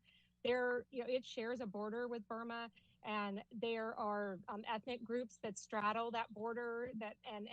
We've seen in recent days that they've put up heavy fencing and cameras to try to reinforce their border with Burma to keep refugee flows out. And they also are cognizant that there's a lot of crime and illicit activity that goes on across that border, that it can be a vector for disease and criminality as well. If there's state failure and breakdown on the Burma side of the border, it negatively impacts China's aspirations in Southwest China to improve the economic situation in Sichuan province and in that area. So they don't want that. They will try to work this. They'll navigate the situation as best they can, and do, they'll play all sides. They have no moral compunction about working with anybody. I mean, let's be very clear. Whereas we do have a limiting principle. They don't. Understood. That's the main difference. I understand, Ambassador, but let me just ask you to kind of comment on the fact that Beijing, along with Moscow, have blocked the UN Security Council statement condemning the coup. Your testimony was pretty rich about the failure of the Security Council. I mean, if China is a big player in blocking the condemnation of the coup at the Security Council level, what do you read into that? What is going on? What is the CCP trying to accomplish there? Well, China typically tries to block things like this at the Security Council. It's not necessarily Burma specific. They have a whole excuse matrix that they will basically have to be worked through in order to get to them being willing to abstain on any resolution that would involve insertion in what they consider to be a matter of internal affairs of a country. And they and Russia both still consider the coup to be an internal matter for Burma, and therefore not actually a matter of international peace and security. Now, what we need to do is put them on the spot a little bit more, I believe. And I think that up to now, because all the meetings in the council have taken place behind closed doors, all the negotiations on statements have taken place behind closed doors, they've been able to hide behind all of that. If we push some of this more out into the public, then they have to be more accountable for what they're doing in the council. Right now, they haven't blocked anything because the UK hasn't brought forward a resolution. So there's been nothing for them to really block except for statements. In my remaining time, just really quickly, and I didn't get a chance to ask about Chinese vaccine diplomacy in Burma, but broadly, how can the U.S. prevent Chinese malign influence in Burma? By associating ourselves with the people and the positive aspects of this movement that have such broad popular support. This time is expired. Yield back. I now recognize Representative Joaquin Castro of Texas, who's the chair of the Subcommittee on International Development, International Organizations, and Global Social Impact for 5 minutes. Thank you, Chairman. I joined Rep. Tenney in introducing a resolution urging the United Nations Security Council to impose an arms embargo on the Burmese military. Ambassador Chow Moon-Toon, I know you've also been urging for the same action. So Ambassador, can you explain the dynamics at the UN Security Council around imposing such an embargo? What countries are preventing this action, and what can we in Congress do to help? Thank you, Mr. Castro. In the Security Council, so I approached the China with regard to, we'd like to have it, stronger action from the Security Council. But China clearly stated to me that so whatever resolution that include sanction regime, they will not accept it. But for us, we need really strong action from Security Council. So that is why I fully agree with Kerry that we make it things open setting. So that's the way we can push harder and harder. And I also wish that United States together with United Kingdom to push harder in the Security Council. That's the way we can get something from the Security Council. It is the press statement, the presidential statement is not really enough for the people of Myanmar, because what we are facing at this time is saving lives of innocent civilians. So that is why we need stronger action from the UN Security Council. So we need to push it harder and harder. But the difficult thing that we here in the Security Council is facing is the COVID setting. Because those the agenda, there is no consensus then it will be difficult to have the open debate on in the particular issue. That is that I always have the feedback from our colleagues from the UN Security Council. But we need to push harder and harder to have something from the UN Security Council for sake of the people of Myanmar. Thank you. Thank you. And Ambassador, many of us in Congress have spoken out strongly against the coup and urged for stronger actions like sanctions against the military. We're in agreement that the military should restore democracy and return back power to the civilian government, which you represent. But if we're honest with ourselves, when the civilian government was nominally in charge of the country, things weren't exactly peaceful. Most notably, what many have called genocide occurred against the Rohingya. Obviously, the civilian government had only limited power and the violence was done by the military. However, the civilian government was not critical of these actions and was in many ways supportive. Was this a mistake on the part of the civilian government? And if the civilian government is restored, will it take actions to allow for the voluntary and safe return of the Rohingya people? Yeah, I think our side, the NUG, is very clear that we respect the agreement, that bilateral agreement that we have with country concerned, Bangladesh, and then also we will pursue address the issue with the international norms and standards as well as human rights norms and standards.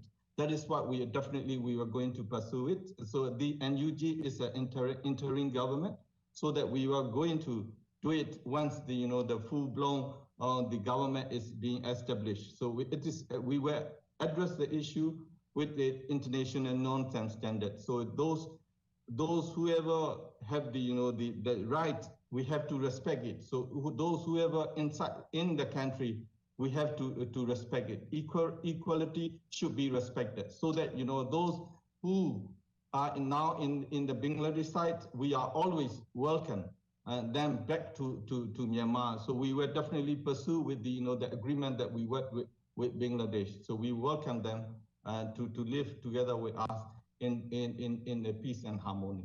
That is what we are looking for. Thank you.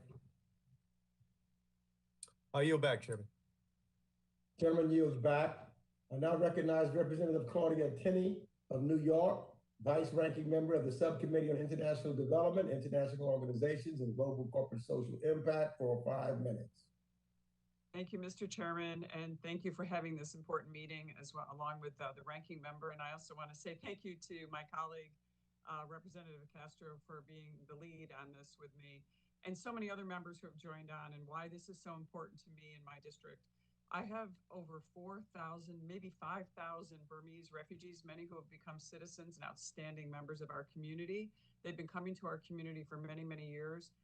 They've been vigilant and diligent in protecting the rights of their family members and friends, and marching peacefully throughout our community to defend the democratic principles in Burma.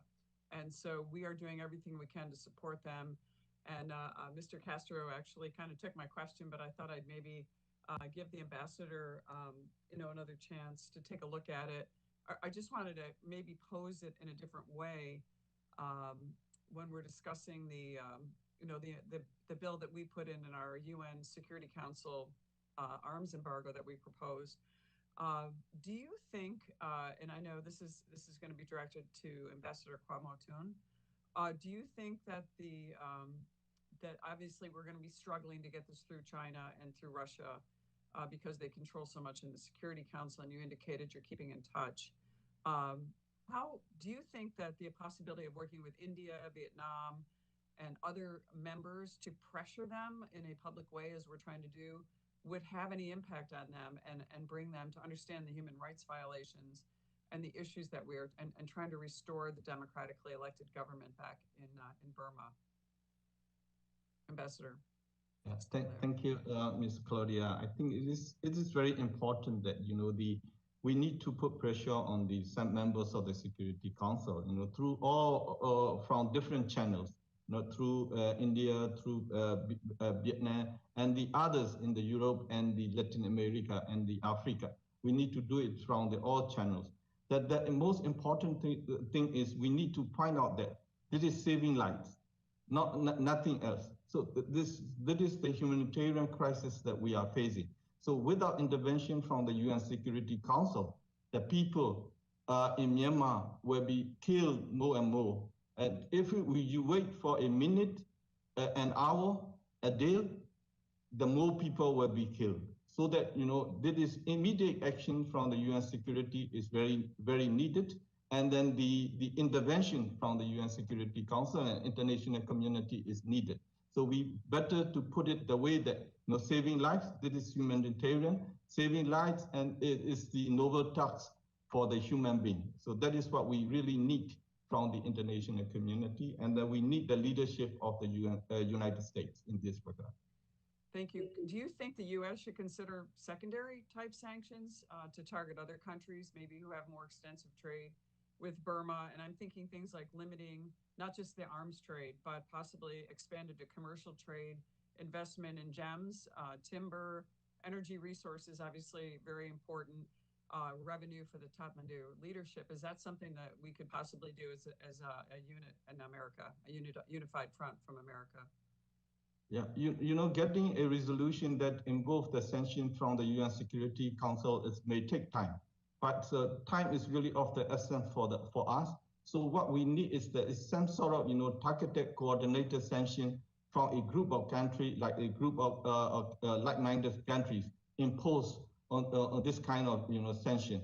Then it will definitely have the impact on the military as well as those in the region. So that is what we needed. So it's a coordinated, targeted, deferred sanction from a group of countries. This can do it, very quickly manner. And because when we are waiting any action from the Security Council, we can do it as a coordinated manner. I know you may have answered this question. I just wanted to run it by you again. Do you think that it was a mistake for the ASEAN agreement to recognize or acknowledge the junta leader Min Aung Hlaing as Burma's representative? Do you think that was a mistake?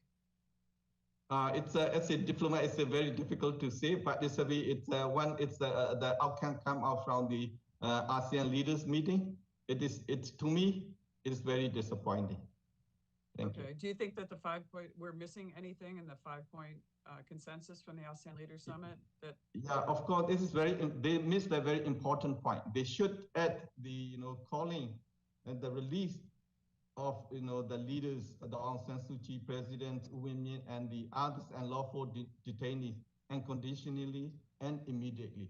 That is very, very much important point that they are missing, because, this is linked to the meaningful dialogue among the relevant stakeholders. Without release of them, there will not be any meaningful dialogue among the relevant stakeholders. It is very important. Do you think those leaders in exile are safe? Time has expired. Thank you. I yield back. Thank you, Mr. Chairman. Thank you, Mr. Ambassador. I appreciate the comments. I now recognize Representative Dina Titus of Nevada for 5 minutes. Thank you very much, Mr. Chairman. Ambassador Toon, I just tell you how much we respect your courage for being with us today and speaking out about the terrible things happening in your country. I'd like to ask you and Ms. Omar about the humanitarian side of things. If you could comment on just the struggles that every day people are facing in their lives, from shelter to food to just living essentials. The UN has reported that more than 2 million people are facing growing food insecurity due to the political crisis, but compounded by COVID. And they are expected to scale up their program to provide nutrition assistance in Burma. I wonder if you could talk to us about what the daily life is like, how the U.S. might work with other agencies through the UN or other countries to provide some of the supplies that might be needed, and what we can do to guarantee that those supplies actually get to the people who need them the most.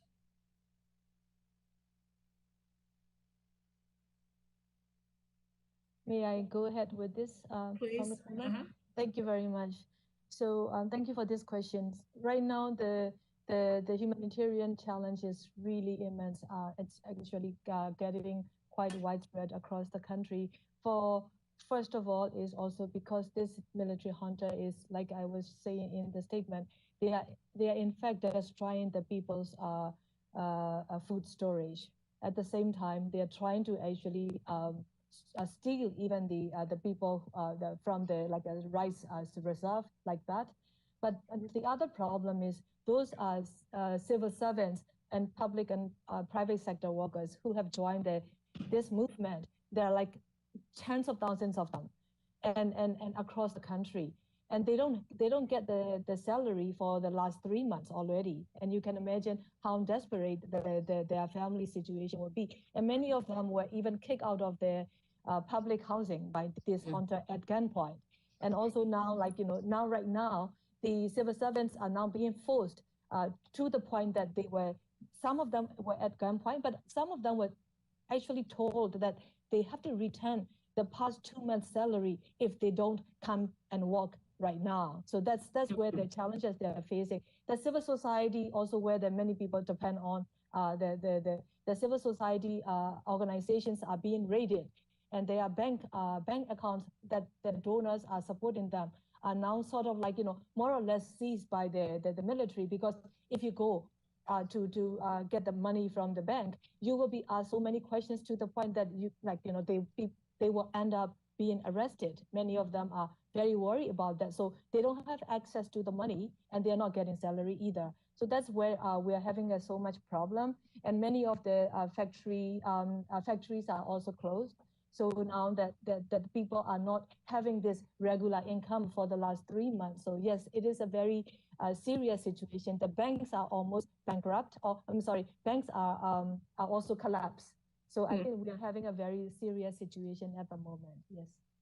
Thank you. Thank you. I was afraid that was the case. Ambassador Toon, you want to add to that? I know some of the USAID folks were there working with some of the civil society, but I'm sure all of that's gone now. Yeah, indeed, I agree with Ms. King Omar with regard to what she responds to your question. So because it is really, we are now in a humanitarian crisis because the economy is, according to the UN, it's going to collapse. So that is the serious situation that we are having. So we cannot prolong this kind of crisis for our future. So we need to take action as quick as possible. People are really in the dire situation. I definitely coming months, it's a more difficult situation that people will be facing. So that is why we always stress that we need immediate action from the international community to stop the situation that we are facing. The United Nations High Commissioner on Human Rights said in late March that Burma may be headed for full-blown conflict like you're seeing in Syria. Is your assessment of it that dire and that immediate? Thank you. May I take this question? I think that is what we want to avoid. But the situation that we are facing. The generator's time has expired. I now recognize Representative Peter Meyer of Michigan for 5 minutes.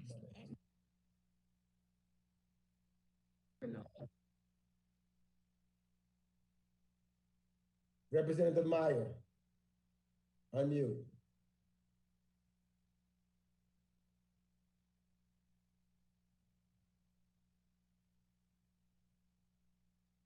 Representative Meyer. We'll come back to Representative Meyer. I now recognize Representative Young Kim of California, the ranking vice member of California on Asia, the Pacific, Central Asia, and non-proliferation for 5 minutes. Thank you, Chairman Mix, and thank you, Ranking Member McCall. We had this briefing our committee first held on the situation in Myanmar in February. Since then, my office has received calls and requests from the small but very significant number of Burmese Americans to meet with them and participate in the rallies that they organized to raise awareness of the ongoing human rights situation.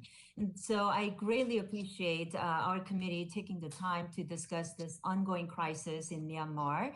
This has really resulted in a deteriorating civil and human rights situation the murdering of unarmed civilians and continued persecution of ethnic minorities, all at the hands of a brutal military junta that unilaterally seized power in a coup against Myanmar's democratically elected government in February.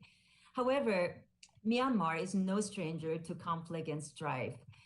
Over the past few decades, the ethnic minorities of Myanmar have been subjected to targeted violence from the military and militias, as well as large-scale ethnic cleansing campaigns, stimulating widespread unrest and forcing hundreds of thousands to flee their homes into refugee camps in neighboring countries. With the coup in February, these trends are likely to worsen further. So, question to you, Ambassador Curry. What new challenges may arise in the weeks and months ahead, including the possibility of new refugee flows to neighboring countries or the deepening of the country's decades-long civil war? So how should the United States seek to avoid such scenarios, and what could Congress do to guide the U.S. policy? Thank you, Congresswoman Kim. I believe that the biggest threat right now is complete state collapse and state failure. With the economy going just completely in free fall, the governance structures that the junta relies on to govern the country have collapsed in many places, or are only being held up through martial law and at the point of a gun. You're really looking at a state failure scenario if the trends continue at the levels of violence and the level of non-cooperation from the population continues. They are on a collision course right now. And yes, this will inevitably lead to greater refugee outflows across the region, and will lead to increased criminality, increased narcotics trafficking, just all sorts of ill effects across the region.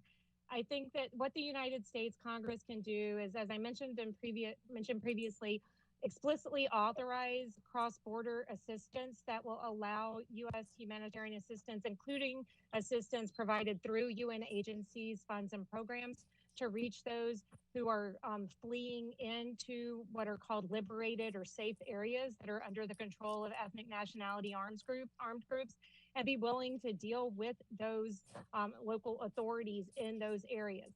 Also, by reinforcing, strengthening, and working directly with the National Unity Government and helping it to stand up structures that can govern the country, that can distribute humanitarian assistance, that can reach people in need, we can help the Burmese people and make our assistance to them more effective and avoid some of the unintended consequences if we were to, for instance, continue to use existing channels that flow through ministries that are nominally under the control of the junta. We do not want to subject our assistance to misuse or abuse by the military junta. So we need to go back to our past practice of using parallel and cross-border structures to deliver assistance to the people. Thank you very much. Those are great suggestions. We should very much take heed of your advice. You know, I will also like to highlight the role of ASEAN that it has played in attempting to mediate the crisis in Myanmar. Although ASEAN acted in unison to hold a summit with its members in the months following the February coup and released like 5-point plan to resolve the crisis, multiple missteps have been made along the way that seriously jeopardized the effectiveness of their influence and response. So in particular, the summit was jeopardized from the start by inviting a representative of the militia junta to represent Myanmar in negotiations, but excluded any representation from the National Unity Government. You know, ASEAN's capacity to mediate Myanmar's crisis further when, after specifically calling for an end to the violence, Myanmar's military continued to quash dissent and protest violently by openly attacking and killing its own people. So, Ambassador Kerry, the gentlelady's time has expired. The gentlelady's time has expired. Okay, well, thank you. I hope I can continue this if there is time. Thank you. I am back. I now recognize Representative Ted Lieu of California for 5 minutes.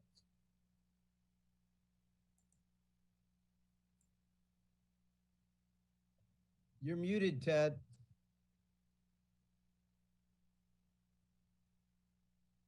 Thank you, Chairman Meeks, for calling this important hearing.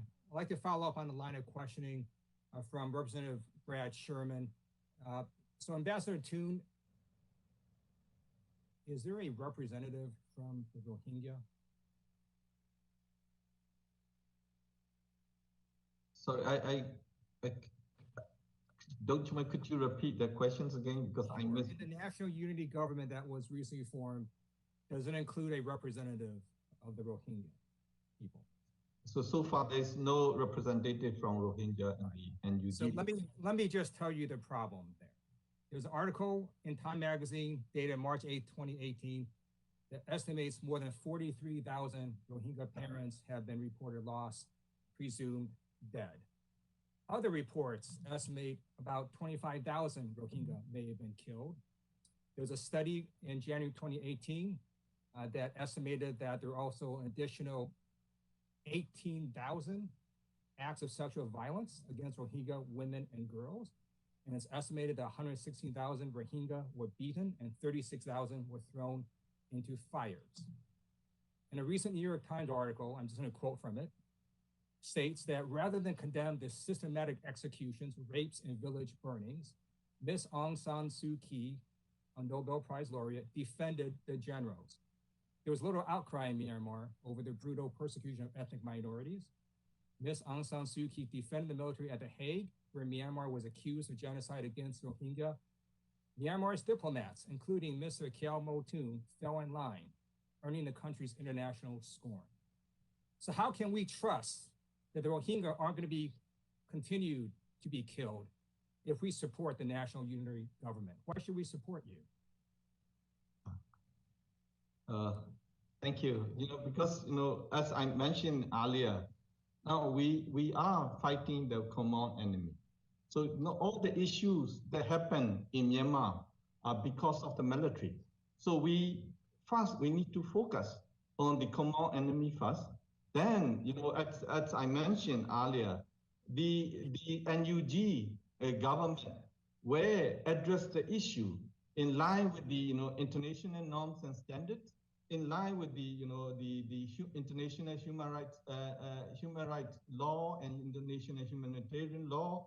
And then also what we believe is that NUG is an interim government, and then when it's come to the permanent one, we will be, because we believe in engagement, we believe in dialogue.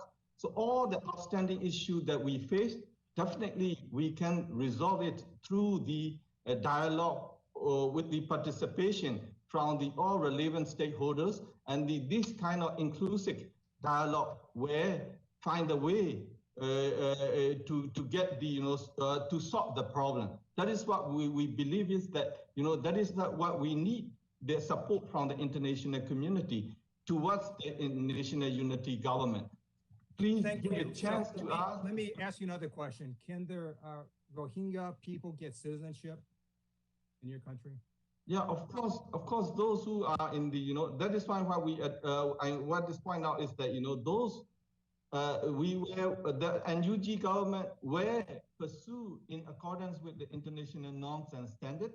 Those who ever entitled, they will be get the citizenship, and those who ever get the citizenship, they will enjoy the fundamental rights that the others join. So that is what we believe. We believe in the democracy. We believe in the human rights.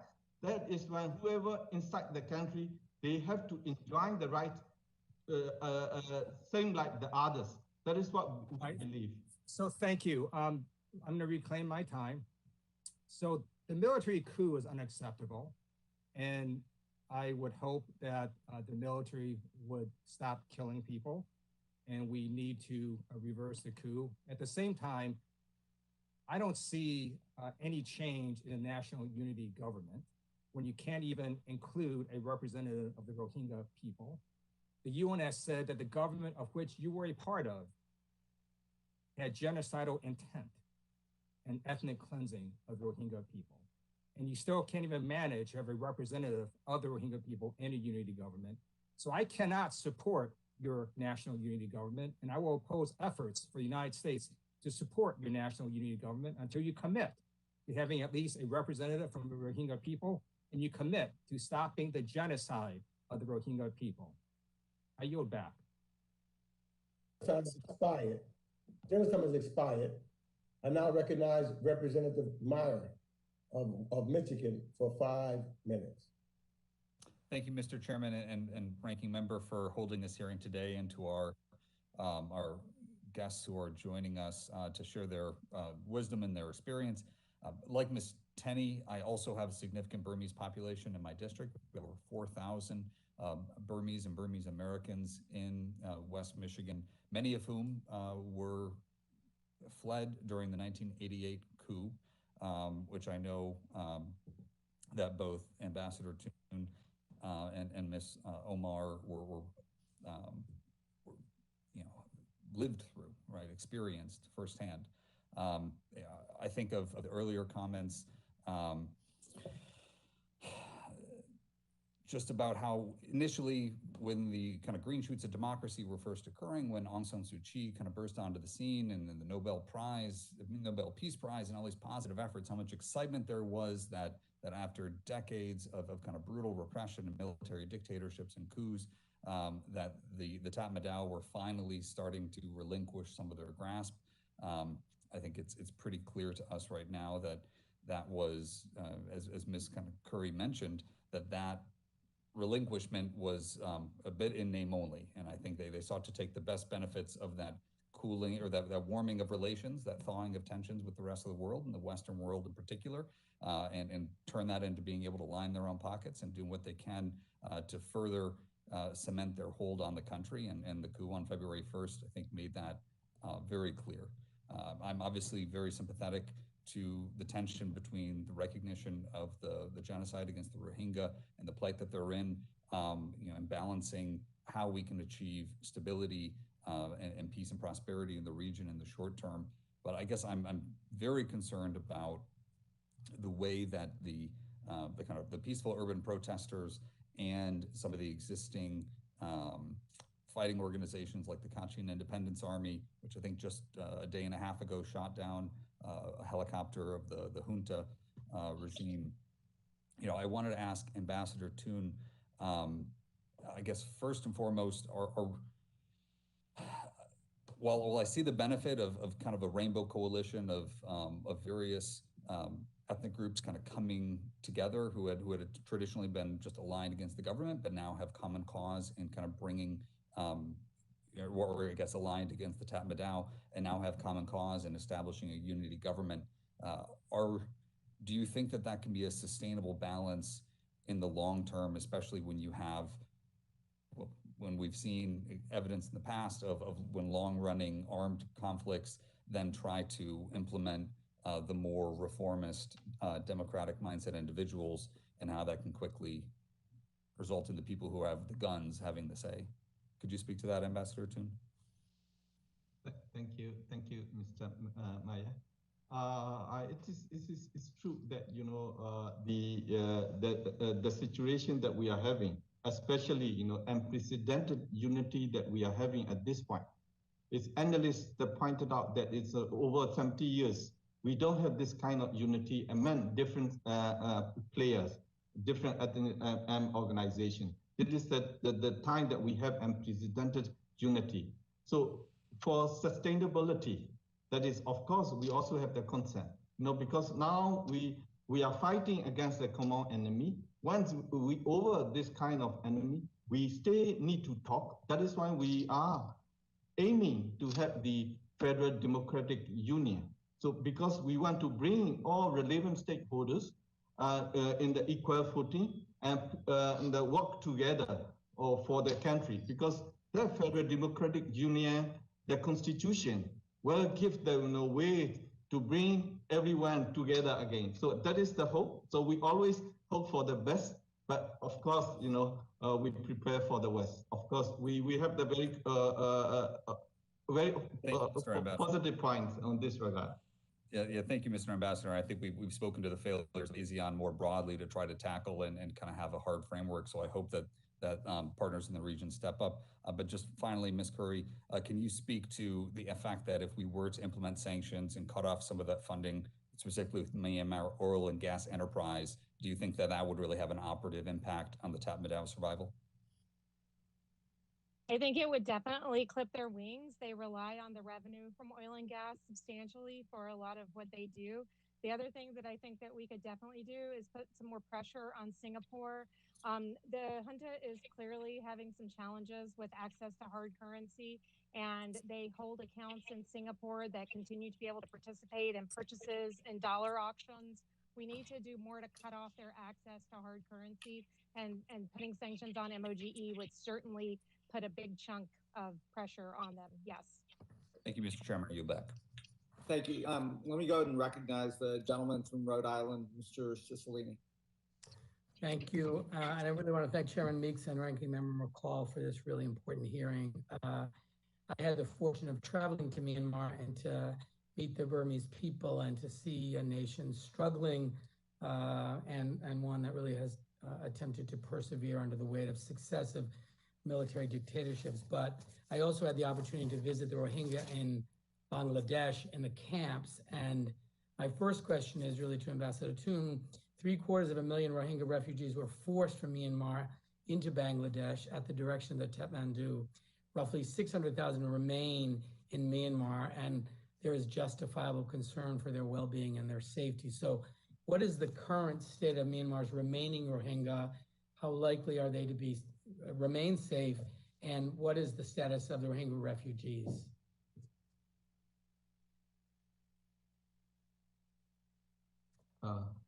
Thank you, Mr. Cicilline. To be very frank, under the military government, we all are the same. You know, the human rights violations, atrocity taking place everywhere in the country. So we have concern with each and everyone, including those Rohingya in the camps in Rakhine State. So of course, we don't know exactly. To me, I don't know exactly the situation, but of course we have the concern because they already have the difficulties. So the situation, because of the coup, have and compounded the challenges that they already face. So that is why we are keep telling the international community that please end this military coup. Please support us to end the military coup. That is what we really want. So then the next step will be, we work together to solve the problem, find a sustainable solution with regard to this matter. That is very important for all of us. Thank you.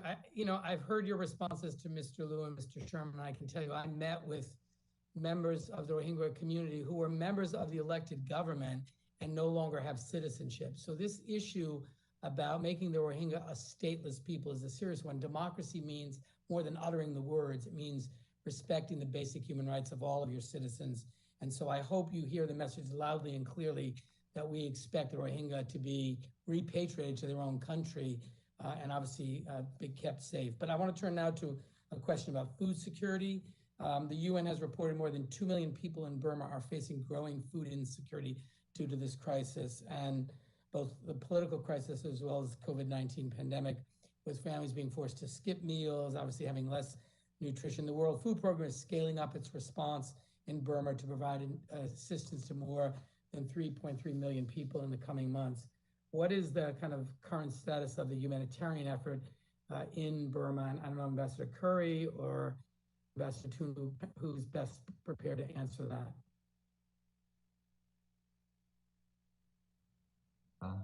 May I take it? Sure. Thank you. Because this is a really huge challenge that we are facing. Because the one hand, we don't want any country to recognize the military, to engage with the military. But at the same time, we pay attention for the humanitarian assistance. But that is why what we like to request the international community, including the United Nations and our development partners, whatever the assistance that you make, please consult with the National Unity Government and go through the CSO and the others and NGO. That is what we like to request. The humanitarian assistance is very important for all of us at this point. I think that Ambassador Kelly may have some more points to add. And Ambassador Curry, if you could also respond to the independent investigative mechanism for Myanmar. I know there's been some concern about evidence being destroyed, and Is this an effort that we can provide additional resources to? This is ultimately about accountability, and Facebook, I know the platform was used to spread hate speech against the Rohingya, and the ability to kind of collect that information is going to be really critical. Thank you. I would add that right now is it's rice harvesting season. It's the dry season. Rice harvest is taking place in very critical that be able to take difficulties. Or can you all hear me? Yes. And on the we need to increase U.S. contributions and also work within the Human Rights Council and within the General Assembly to expand the mandate of the IIM to make sure that they can investigate all the atrocities that have taken place, not just the ones in the Rohingya areas. And they're already doing that to some degree, but we can support that more robustly. Thank you. Thank you so much, Mr. Chairman. I yield back. Great, thank you. Let me go ahead and recognize the gentleman from Texas, Mr. Pfluger. Mr. Chairman, thank you very much. Discuss this important issue and obviously take a look at the atrocities that have happened and make sure that we as a country are standing up for the ideals that have made America what it is, and that we continue to look around the world ways to influence. And so I'd like to start, Ambassador Curry, by just kind of asking about some of the investments that have been made by some Western energy companies, whether it's Chevron or Total or some of the others, and how important has that infrastructure been to helping with the poverty, to helping with some of the quality of life throughout the country in the last couple of decades?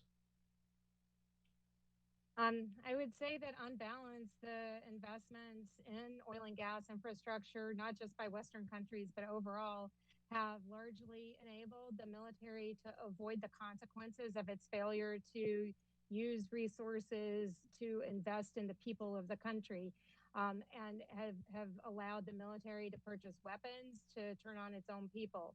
The civilian government ostensibly gained control of those resources starting in 2010, 2012. And the NLD government controlled them starting in 2015 and started to institute policies under the extractive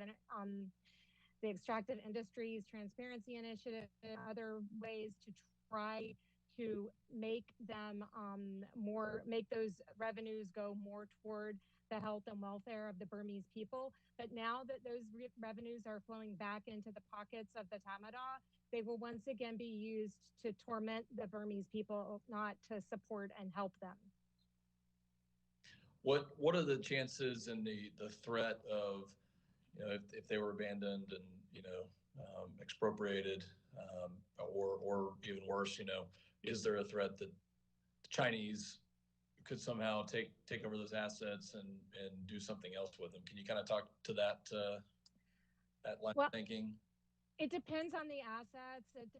You have the offshore facilities that are in the Andaman Sea, and then you have onshore facilities, including pipelines that cut across.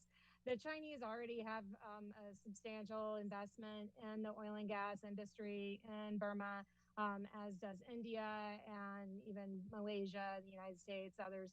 The Yadana pipeline is servicing a mature field, and it's unlikely that it would be that the impact of the U.S. withdrawal there would mean much. One of the challenges for the Burmese is that they have no refining capability. So even if they're able to export the oil, or even if they're able to pump the oil and gas, that they can't refine it and sell it on the open market. So that's why the Yadana pipeline flows to Thailand, where the Petroleum Authority of Thailand actually refines it and then gives a portion of it back to Burma and then sells the rest on the spot market. So it's there's a debatable proposition about whether pulling out U.S. investment will have much of an impact.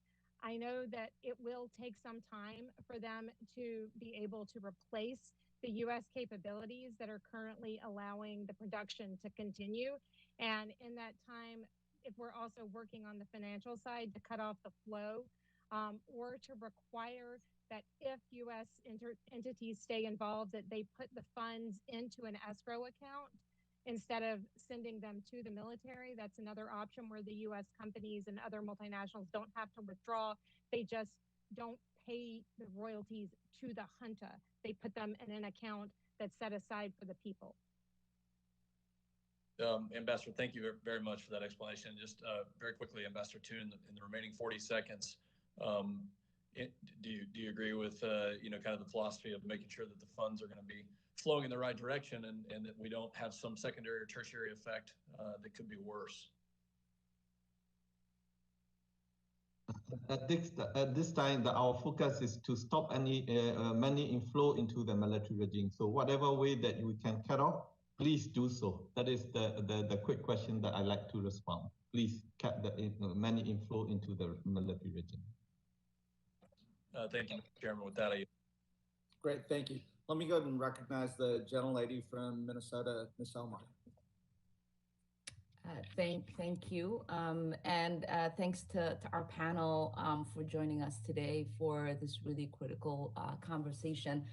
I wanted to chat a little bit with Ms. Omar. I know that you have previously been supportive of a UN Security Council referral to the situation in Burma to the International Criminal Court. Of course, the ICC has claimed some jurisdiction through the Bangladesh referral, and there's also an ongoing case at the ICJ regarding the Rohingya genocide. What would you like to see happen in terms of an investigation and prosecution for the atrocity crimes being committed this year? And do you see the ICC as the best venue? Should we be thinking about helping set up a hybrid court? Thank you, Congressman Omar. Yes, my stand and our organization stand still, we still stand on the support of the Myanmar situation overall referral to the ICC. That we know that can only happen with the Security Council referral. So that's why we also are calling for the option, another option, if it is not possible, to set up an ad hoc international tribunal that can be commissioned as well. And if the Security Council will not move, that is another possibility through the UN General Assembly as well. So that's something that we've been calling for.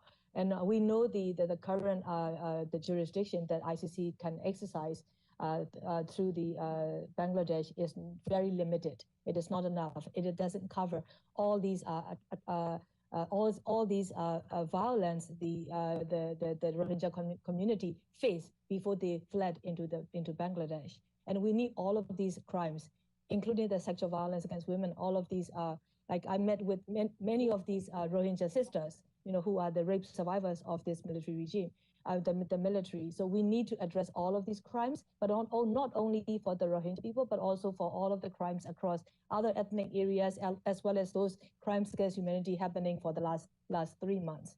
And only with the Security Council referral that we will be able to address all of these crimes at the ICC. So we would like for the United States government to also first recognize the genocide definition and also support all our efforts at the Security Council, either to refer to ICC or set up an independent ad hoc tribunal. That would be the best option. But we are also calling on the National Unity Government to actually sign the Rome Statute so that we will be able to have the ICC also look into the other crimes as well.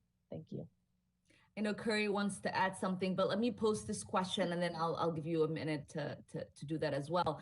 Obviously, one of the barriers to establishing justice for the victims, both with the Rohingyas and the pro-democracy protesters right now, is destruction of evidence. And I know that you mentioned in your testimony that the Burmese military is covering up their gross humanitarian violations. So how can the United States be supportive in terms of documentation so that there is sufficient evidence when the ability for prosecution can exist? Again, to Ms. Omar, and then we'll let Curry chime in if we have a couple of seconds left. Thank you for this question. For the last a few decades, since the previous military regime, the local organizations, local civil society organizations, when it comes to the rape and sexual violence, particularly the ethnic women organizations, they've been the one who have been documenting and presenting to the United Nations and to the international community. I will come back to this to them for this round as well, because they are with the well experience, how to document not only the human rights documentations, but also the evidence collections. And of course, it's very extremely challenging now under this military junta how to collect and preserve those evidences. But together with this, the IWM, the United Nations established mechanism, I think the local civil society organizations, women's organizations, they are placed best to collaborate with the international mechanisms to work together, and we need all your support for that to happen. Thank you. Ms. Curry, if you can keep your answer short. Thank you. Very, very short. Just that there is also the possibility, without signing the Rome statute, for the national unity government to do a self-referral under the ICC statute under Article 12. So they can just refer Burma themselves to the ICC. Great.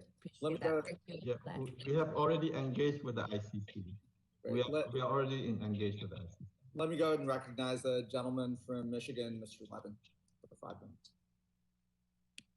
Thank you so much, Mr. Chairman. I want to first say that I stand with Mr. Liu and other colleagues in that a simple return to the status quo ante before the coup is not acceptable. And I want to explore with you whether there's real hope of a new day between the Bamar majority and the various ethnic minorities, not just the Rohingya, but the Karen, Kachin, Mun, and others who make up 30% of the population of Burma all around the periphery. My first trip as a member of Congress was to Bangladesh, including Cox's Bazar and the Rohingya refugee camps. I won't belabor the point of the horror of that, but Ambassador Toon, it is simply unacceptable that we are still where we are in talking about the lack of citizenship, the lack of safe return, and on and on. But my question is, with Rohingya and others, I've seen increasing reports about dialogue between different minority groups and hope for a different future. Burma was basically a state created that's a child of colonialism, a state whose boundaries were kind of imposed by European powers. It's never cohered yet to this day as an inclusive democracy. And Ms. Omar, I'm a scholar of Buddhism. I was supposed to get a PhD and be a professor of Asian religions, but I realized I should come and hang out with you all instead and talk about policy. So I'm not shy to say that the Burmese majority, the Buddhist majority, has been unable to see the humanity and the citizenship of others. I feel like you might be a leader in this regard. Is there new hope in this horrible moment of repression from the Tatmadaw in a different future for Burma, and how can we get there? I think that the question is directed to me, is it? Sorry, yes, sorry. Ma'am. Yes. Yes. In the past 3 months, I see a ray of hope because I see the different ethnic communities coming together, while I also see, particularly from the Buddhist Burma majority, showing their sympathy and understanding, empathy to the other ethnic communities, such as Karen and Kachin, who face the this kind of abhorrent violence from the military for many generations. They are publicly writing on the social media, and also they are publicly apologizing to the ethnic communities, and including to the Rohingya people. Even Congressman, I received the public apology to my direct messages or like writing for like they have assaulted and threatened and harassed me for my support and standing for the Rohingya people. So I see. So let me just ask, I'm so glad to hear that, but with this unity government obviously isn't the big vehicle here. What can we do as the Congress and as the United States to support authentic bottom-up dialogue and, democracy building amongst the Burma majority and the different minority groups? And Ambassador Curry as well, or if you have more to say about that, Ms. Omar. Yes, thank you. I would say that, first of all, Burma never had a chance to process a nation building. But with this current moment, this is the best chance and the best time, the first time that I've ever seen the opening opportunity. I would like for you to help and facilitate and support us by bringing these communities together. And in that, what we really need is I look into the NUG. There is a potential because within the NUG, there are different ministers who already are taking the stand on the universality of human rights, as well as supporting the Rohingya community as well. So we need to encourage these elements within the NUG to be able to go up to the level of holding such dialogues among the different communities. And with your support, of course, we will have to hold the NUG accountable for the human rights. We will have to hold the NUG accountable for the Rohingya people as well. Make sure that Rohingya people are also included in the process of the NUG and the leadership.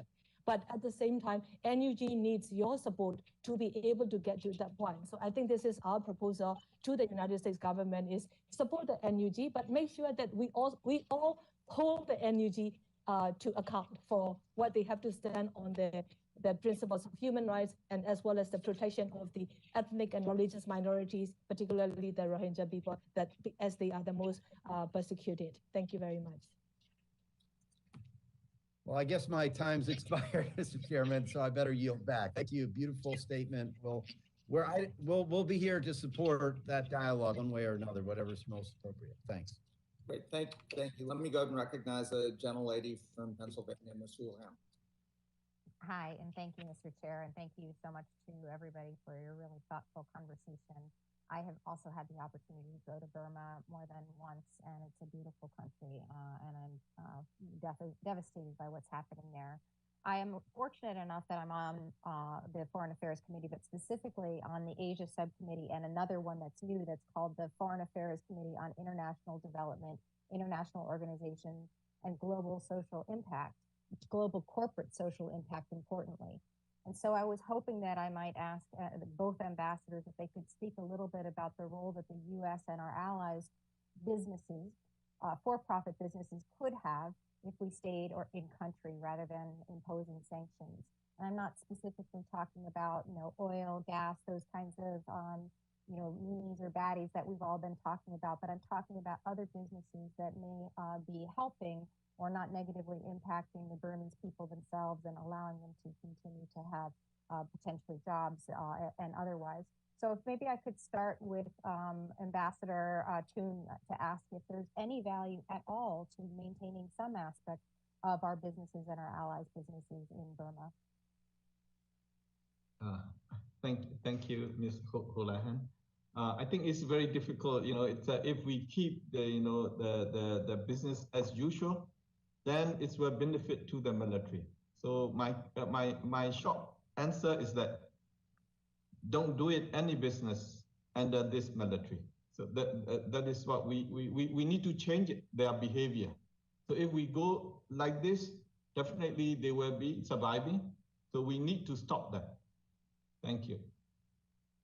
And Ambassador Curry, would you be able to add to that? Is it your opinion that no business at all business being barred from the U.S. and our allies would be their best course of action? I think that the key is to avoid doing business with the military junta. Sorry, my dog just started barking. I don't know if you can hear her. But the perils of working at home. But I think the key is to avoid working with the junta, avoid dealing with military-owned businesses, as well as the crony businesses that support the military. Unfortunately, right now, due to the situation and basically the economic collapse of the country under the civil disobedience movement and the work stoppages that are going on, there's not a whole lot of economic activity taking place. What we do need to do is try to find those mechanisms. There are projects that do work on small scale income generation for IDP women, for instance. Those activities can continue and we should continue to lean into that sort of thing. But that's not what's going to, that's incredibly different from the Chevron investment in the Yadana pipeline. I'm thinking about things like Turquoise Mountains work with Rakhine IDP weavers in peri-urban areas of Yangon to produce woven fabrics for that then get sold into high-end as high-end. Not all of those are NGO driven. Some of those are actually they're for-profit joint public-private partnerships. Right. And so I think that right now, if we can look primarily in areas where there are joint public-private partnerships available and where we can ensure that companies are engaging either whether if they're in extractive industries, they need to be strictly adhering to EITI standards. If they're not in extractive industries, they need to have very high awareness around who their partners are on the ground. That's the key, is being able to know your partner and being able to have confidence that they are not feeding into the military, and also, looking at things like tax revenue and where your tax revenue is going. Yeah, exactly. My next question, my last question is in a similar kind of should we stay or should we go line, which is in light of the coup and the very clear uncertainty of the future and when, if at any point this will all clear up, what should the U.S. assistance to Burma look like in the near term? What should it look like as we move forward? And I would love to know from Ambassador Curry and Ms. Omar, if you would mind answering that question for me. So I'll very quickly reiterate, in the past, the United States was able to push assistance into Burma through parallel channels and through cross-border channels that avoided the military and military-run enterprises and ministries. We can go back to that model, and we've seen this happen in other countries and other contexts where the government's not trusted or capable. Omar? Ms. Omar, thanks. I will second Ambassador Kelly as well. I think what we really need is the assistance to be able to reach to all the most vulnerable and needy communities across the country. In light of the coup, this is where the situation is. So we also need, like I said in the earlier, we need your support and your engagement with the Thai government, for example, to help for the Thai government to agree to open the humanitarian aid corridors along the border areas. That goes to the Indian government as well. So if you could help us do that, then we will be able to save a lot of lives by all kinds of means. And our civil society is very resilient and also very vibrant with so much capacity among the ethnic community. So we will appreciate that. Thank you. Thank you. I yield back. Thank you. Thank you. Let me go ahead and recognize the gentleman from New Jersey, Mr. Malinowski. Thank you so much, Mr. Bera. Hello to all of our witnesses. I want to just start actually by saying a few words. I have good friends on this panel, but particularly to Ms. Omar. You members of the committee heard a little bit about her story, how she was a refugee from the 1988 protest movement against the military government.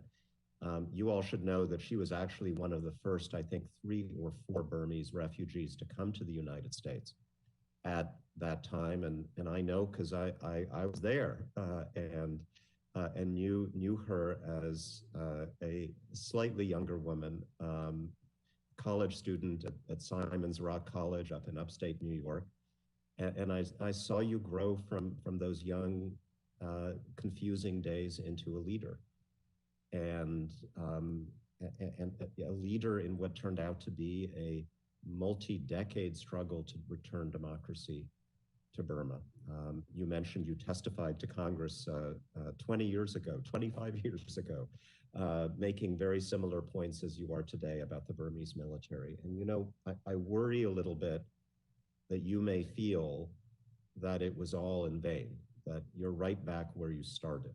And I just want to tell you that that is not the case.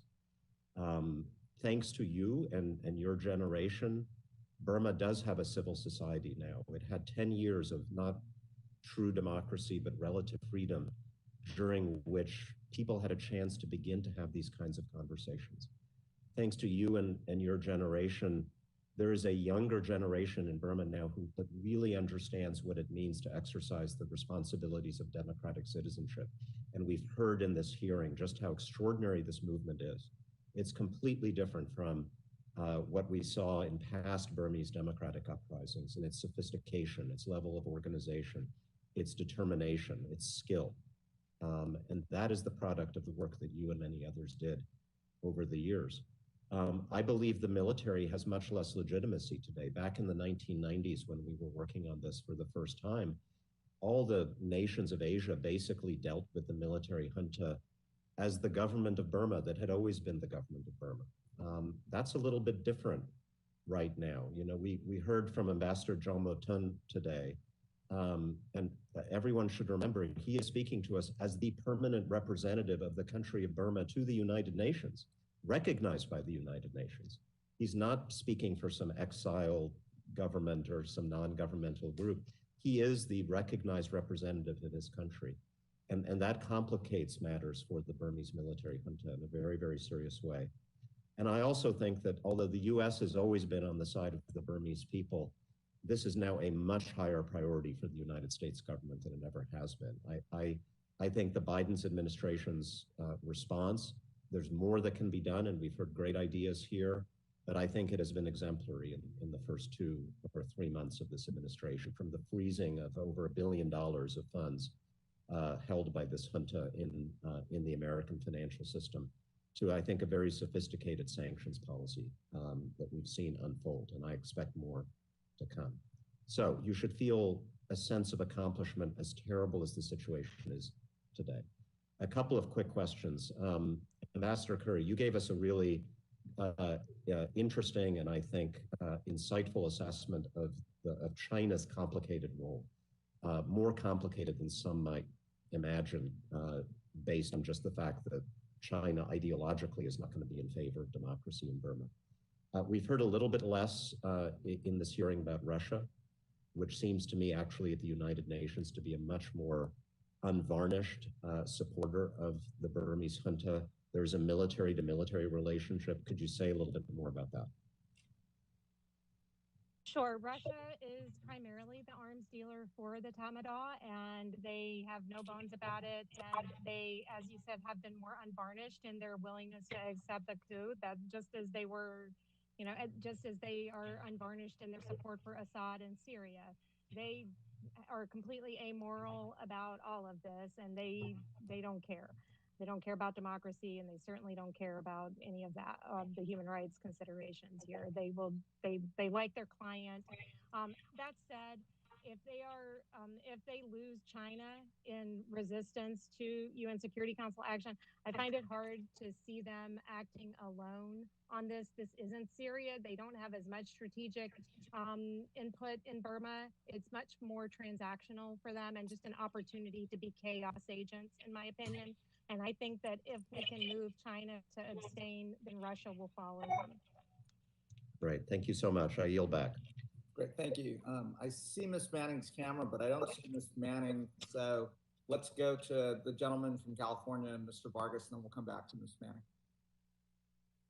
Thank you very much, Mr. Chair. I want to thank the committee for holding this hearing, and especially the witnesses today.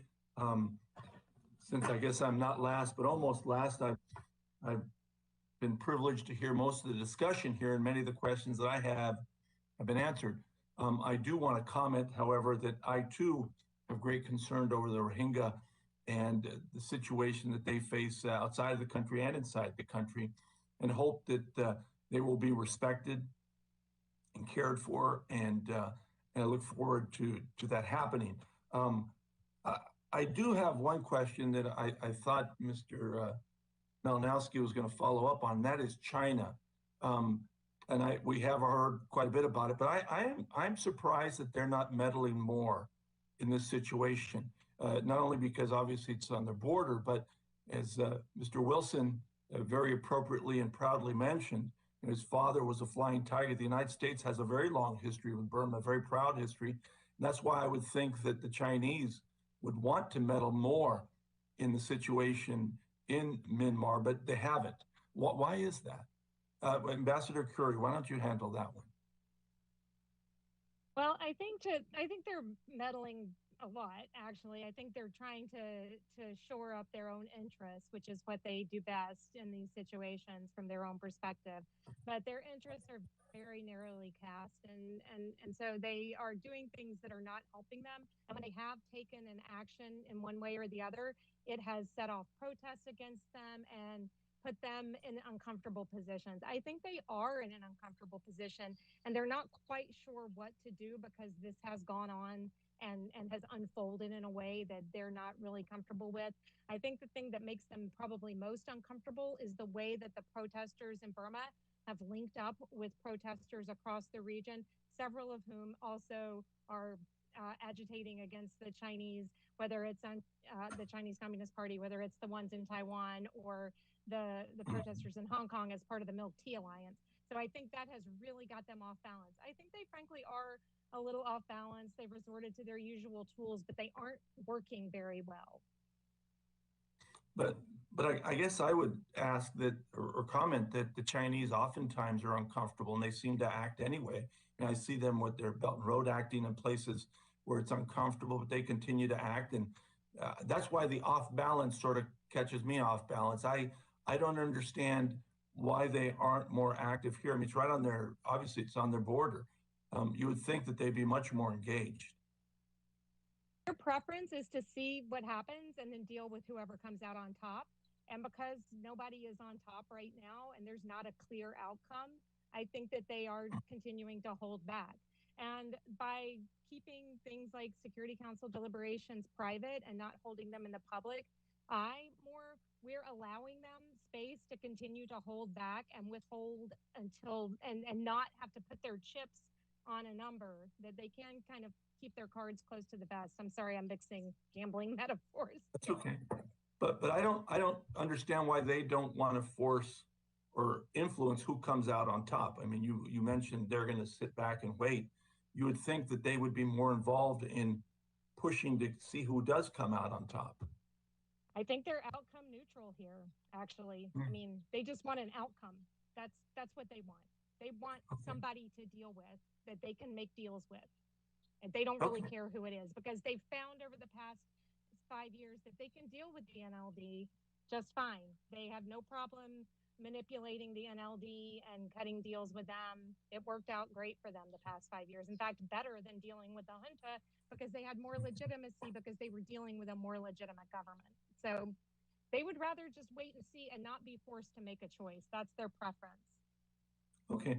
I heard today, and I've read, of course, about the potential 2 million people that have food insecurity. I have to tell you, I have great faith in the United Nations World Food Program, and in particular, the leader there, the new leader that they've had for a few years, David Beasley.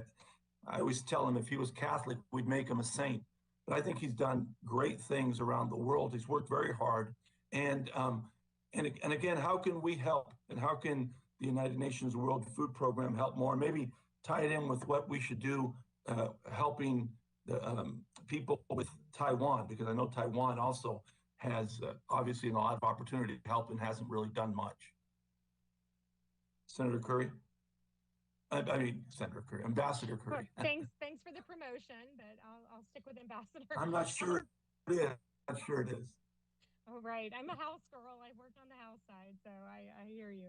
I would say that, you know, the WFP does do amazing work, and David Beasley is a wonderful leader there. But I think that the key is to give the UN agencies the flexibility to do more cross-border. Again, I'm like a one-trick pony here. Cross-border, cross-border, cross-border, parallel systems. Allow them, encourage and allow them to go around the blockages with the government, or with the junta that would keep the assistance from getting directly to the people who need it, the most vulnerable people in the country. Okay, thank you very much. I have 23 seconds left, so I won't force a question upon anyone. That I just again want to thank everyone for being here. Appreciate it, and hopefully we can be more involved. But it's also a little tricky for us too, because we do believe in the human rights aspect so deeply, and it's troubling the former government. But anyway, I yield back. Thank you, Mr. Chair. Great, thank you. And I still see Ms. Manning's camera, but don't see Representative Manning. So let me go over to recognize a gentleman from Illinois, Representative Schneider, and I'll be passing the gavel off to the Vice Chair of the Full Committee, Mr. Malinowski. Thank you. Thank you, Chairman Bera and Vice Chairman Malinowski, and I want to thank all the witnesses for sharing your perspectives today. It's good to be here and have what may or may not be the final question. Speaking of perspectives, one of the things that has always struck me, I like looking at maps in different ways. And if you look at the map of the Indian Ocean as the center of the map rather than the Atlantic Ocean, it's very clear to see the importance of Burma. It's wedged between China and India. It's the Indian Ocean, it's Africa, it's the Middle East, it's the Indian subcontinent, it's Australia and Indonesia. It's a rather important area, and a lot of people have interest. I know we talked about those today, and maybe Ambassador Curry, I'll start with you, but we've talked about China and Russia and India, and their respective interests, but these interests intersect with each other, and there's an interplay. And how does that affect the decision-making we should be doing in Congress and as the United States? All of Burma's neighbors, as well as countries that have an interest in it, including Japan, the United States, we are all pursuing our own interests in Burma, and that's to be expected. I think that we also have to account for the agency of the Burmese people here, that they're not just a pawn in our great game. They have agency, and in the past Burmese governments have proven very good and very resilient at managing great power competition over and around their interests and playing powers off of each other, whether it's the US and China or India or ASEAN. They are quite good at manipulating and the military junta in particular, because they don't care about the people of the country except as they represent a resource for them to exploit. So they're perfectly willing to sacrifice the well-being of their own people in order to gain leverage with others, including the United States and other parties. So I think that we have to be mindful that this, like other places, is a complicated situation. And while we're pursuing our interests in this context, we have to be mindful that their interests, that their agency, people with agency on the ground, that this is not a tabula rasa, blank slate, that's nothing's going on there. And we can't just shape the events of this country to our will. So I think that's the first step, is to really have a very kind of humble, and then to the extent that we can align our interests and our policies with what the desires and the clear desires of the people of the country are, we're long-term going to be better off. And we saw this, that even after people in the country were quite angry with the United States or critical or unhappy when we took the side, or when we spoke out in favor of the Rohingya or to defend the Rohingya or criticize what had happened during the Rohingya genocide, there was still a very strong reservoir of support for the United States that underlied this momentary, popular irritation. And so I think that there's still a strong desire for these things, for alignment with the United States, and for what the kinds of values and that we represent, that we have an enduring appeal in Burma that we can rely on, even though we're not a neighbor and can't rely on the strategic reserves that the Chinese or the Indians necessarily have. Well, thank you. And if I can turn to the permanent representative, and thank you for being with us here today. You're, I imagine, having conversations with the respective representatives from China and Russia at the UN.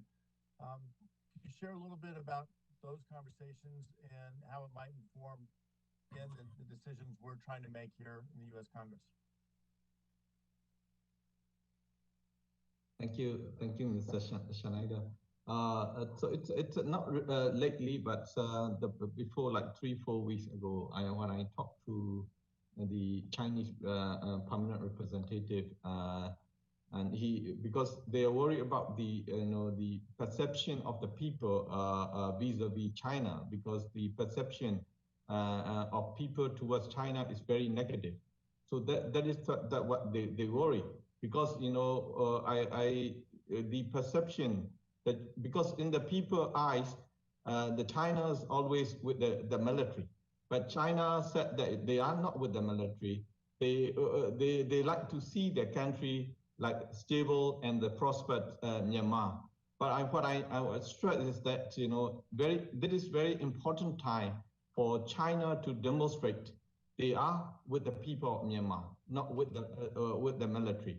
How they can show it? They can they condemn the military coup, they condemn the violence act, they demand the release of all the unlawful detainees, including leaders, and then to stop doing business with the military. That's sort of the point that I stress. But the point that they always make is that they don't want to get misunderstood from the people of Myanmar, because they like to show that they are with the people of Myanmar. But on the eyes of people of Myanmar, it's still very difficult. Thank you. Thank you. And Ms. Omar, I'm sorry we're out of time. I would love to hear your perspectives as well, but with that, I will yield back. Thank you. Thank you so much. And I see Representative Manning is back, and I will yield 5 minutes to her, and then we'll close.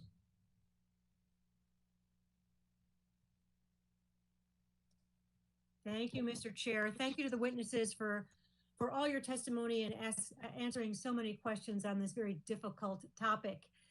Ambassador Curry, women continue to risk their lives and play central roles in nonviolence to bring about a true democracy in Burma, even as the Burmese military uses sexual and gender-based violence as a weapon of war. How can we best support women in the movement at this time? The United States has a long history going back to the founding of the Women's League of Burma, where I was proud to be there with Ma Omar at the first conference of the Women's League of Burma, quietly sitting in a corner crying, watching this amazing event unfold.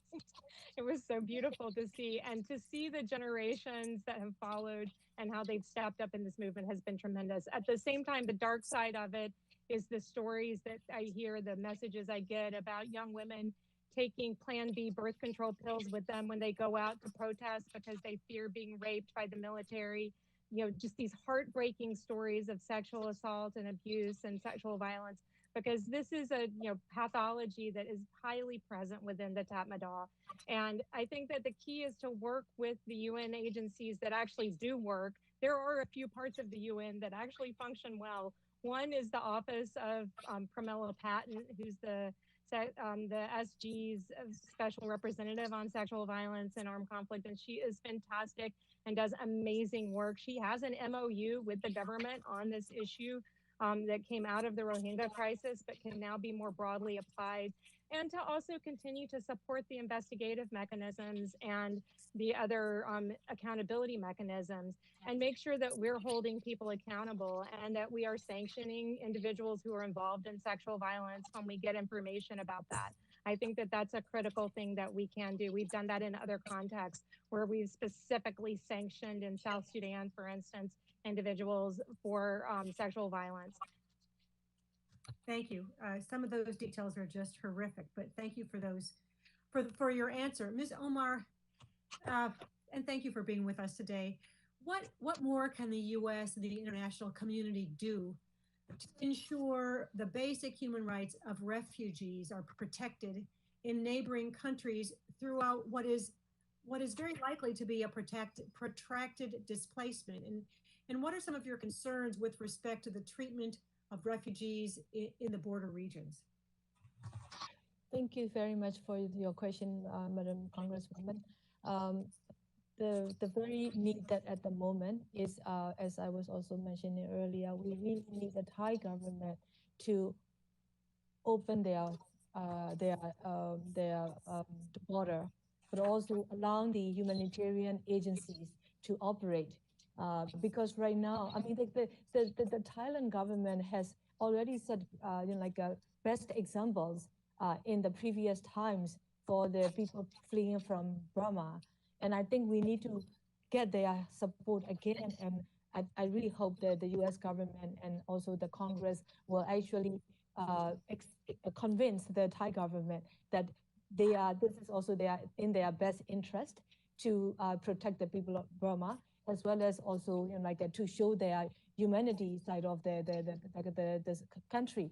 Because Thai civil society has always been supporting our people.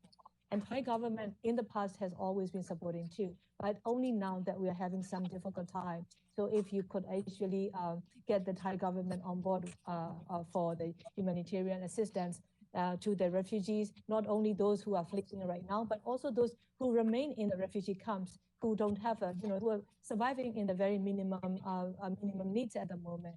And we really need the cross-border aid, because many people in the ethnic revolutionary control areas, they really need the support, and only through the cross-border that we will be able to help them and get the needs reached to them. So thank you very much. If you could take that. Yeah. Thank you. Let me ask one last quick question. Do you expect that this COVID-19 pandemic will add a complicating factor to get the Thai people to assist? This is one of the very worry locally, definitely, but also I think this is also COVID-19 can be the entry point for the local Thai society, Thai communities to feel confidence if the US will, for example, support the Thai government with the COVID-19 vaccines, for example. And they need it so much. They are very worried of not willing to open the door to the Myanmar people, Burma people leaving, is because they worry about their own situation. So if you will actually support to the Thai government with the COVID-19 vaccines and other necessary, including the quarantine, testing and monitoring and all of those other necessary elements of what is need to be for the COVID-19 situation, I think there is a very good chance that the Thai communities will come back to welcome the Burma people. Well, also, I think the Thai government will also come back to take back the people like they have done all along in the past. Thank you. Thanks so much. My time has expired. I yield back. Thank you so much, Representative Manning, and to all of our members. And of course, most of all, to our distinguished witnesses, Ambassador John Motun, Ambassador Kelly Curry, and our friend Ms. Kin Omar. I know the chairman would also want me to recognize our friend and colleague, the ranking member of the committee, Mr. McCall, for his partnership in helping to put this hearing together, and in all of our bipartisan work together on the Foreign Affairs Committee. The situation in Burma is going to demand America's attention and this committee's attention for some time to come. This is not a challenge that the United States can meet alone, but I think it's important for all of us to remember that the United States has a unique historical relationship with Burma and with the people of Burma, having led the international effort for decades to bring Burma closer to democracy. We can't do it alone, but there is about zero chance that ASEAN or the United Nations or our allies in Europe or any other international body or institution would be doing the things that they are doing right now to help the Burmese people, if not for intensive American engagement and leadership today and in the many years that have preceded this moment.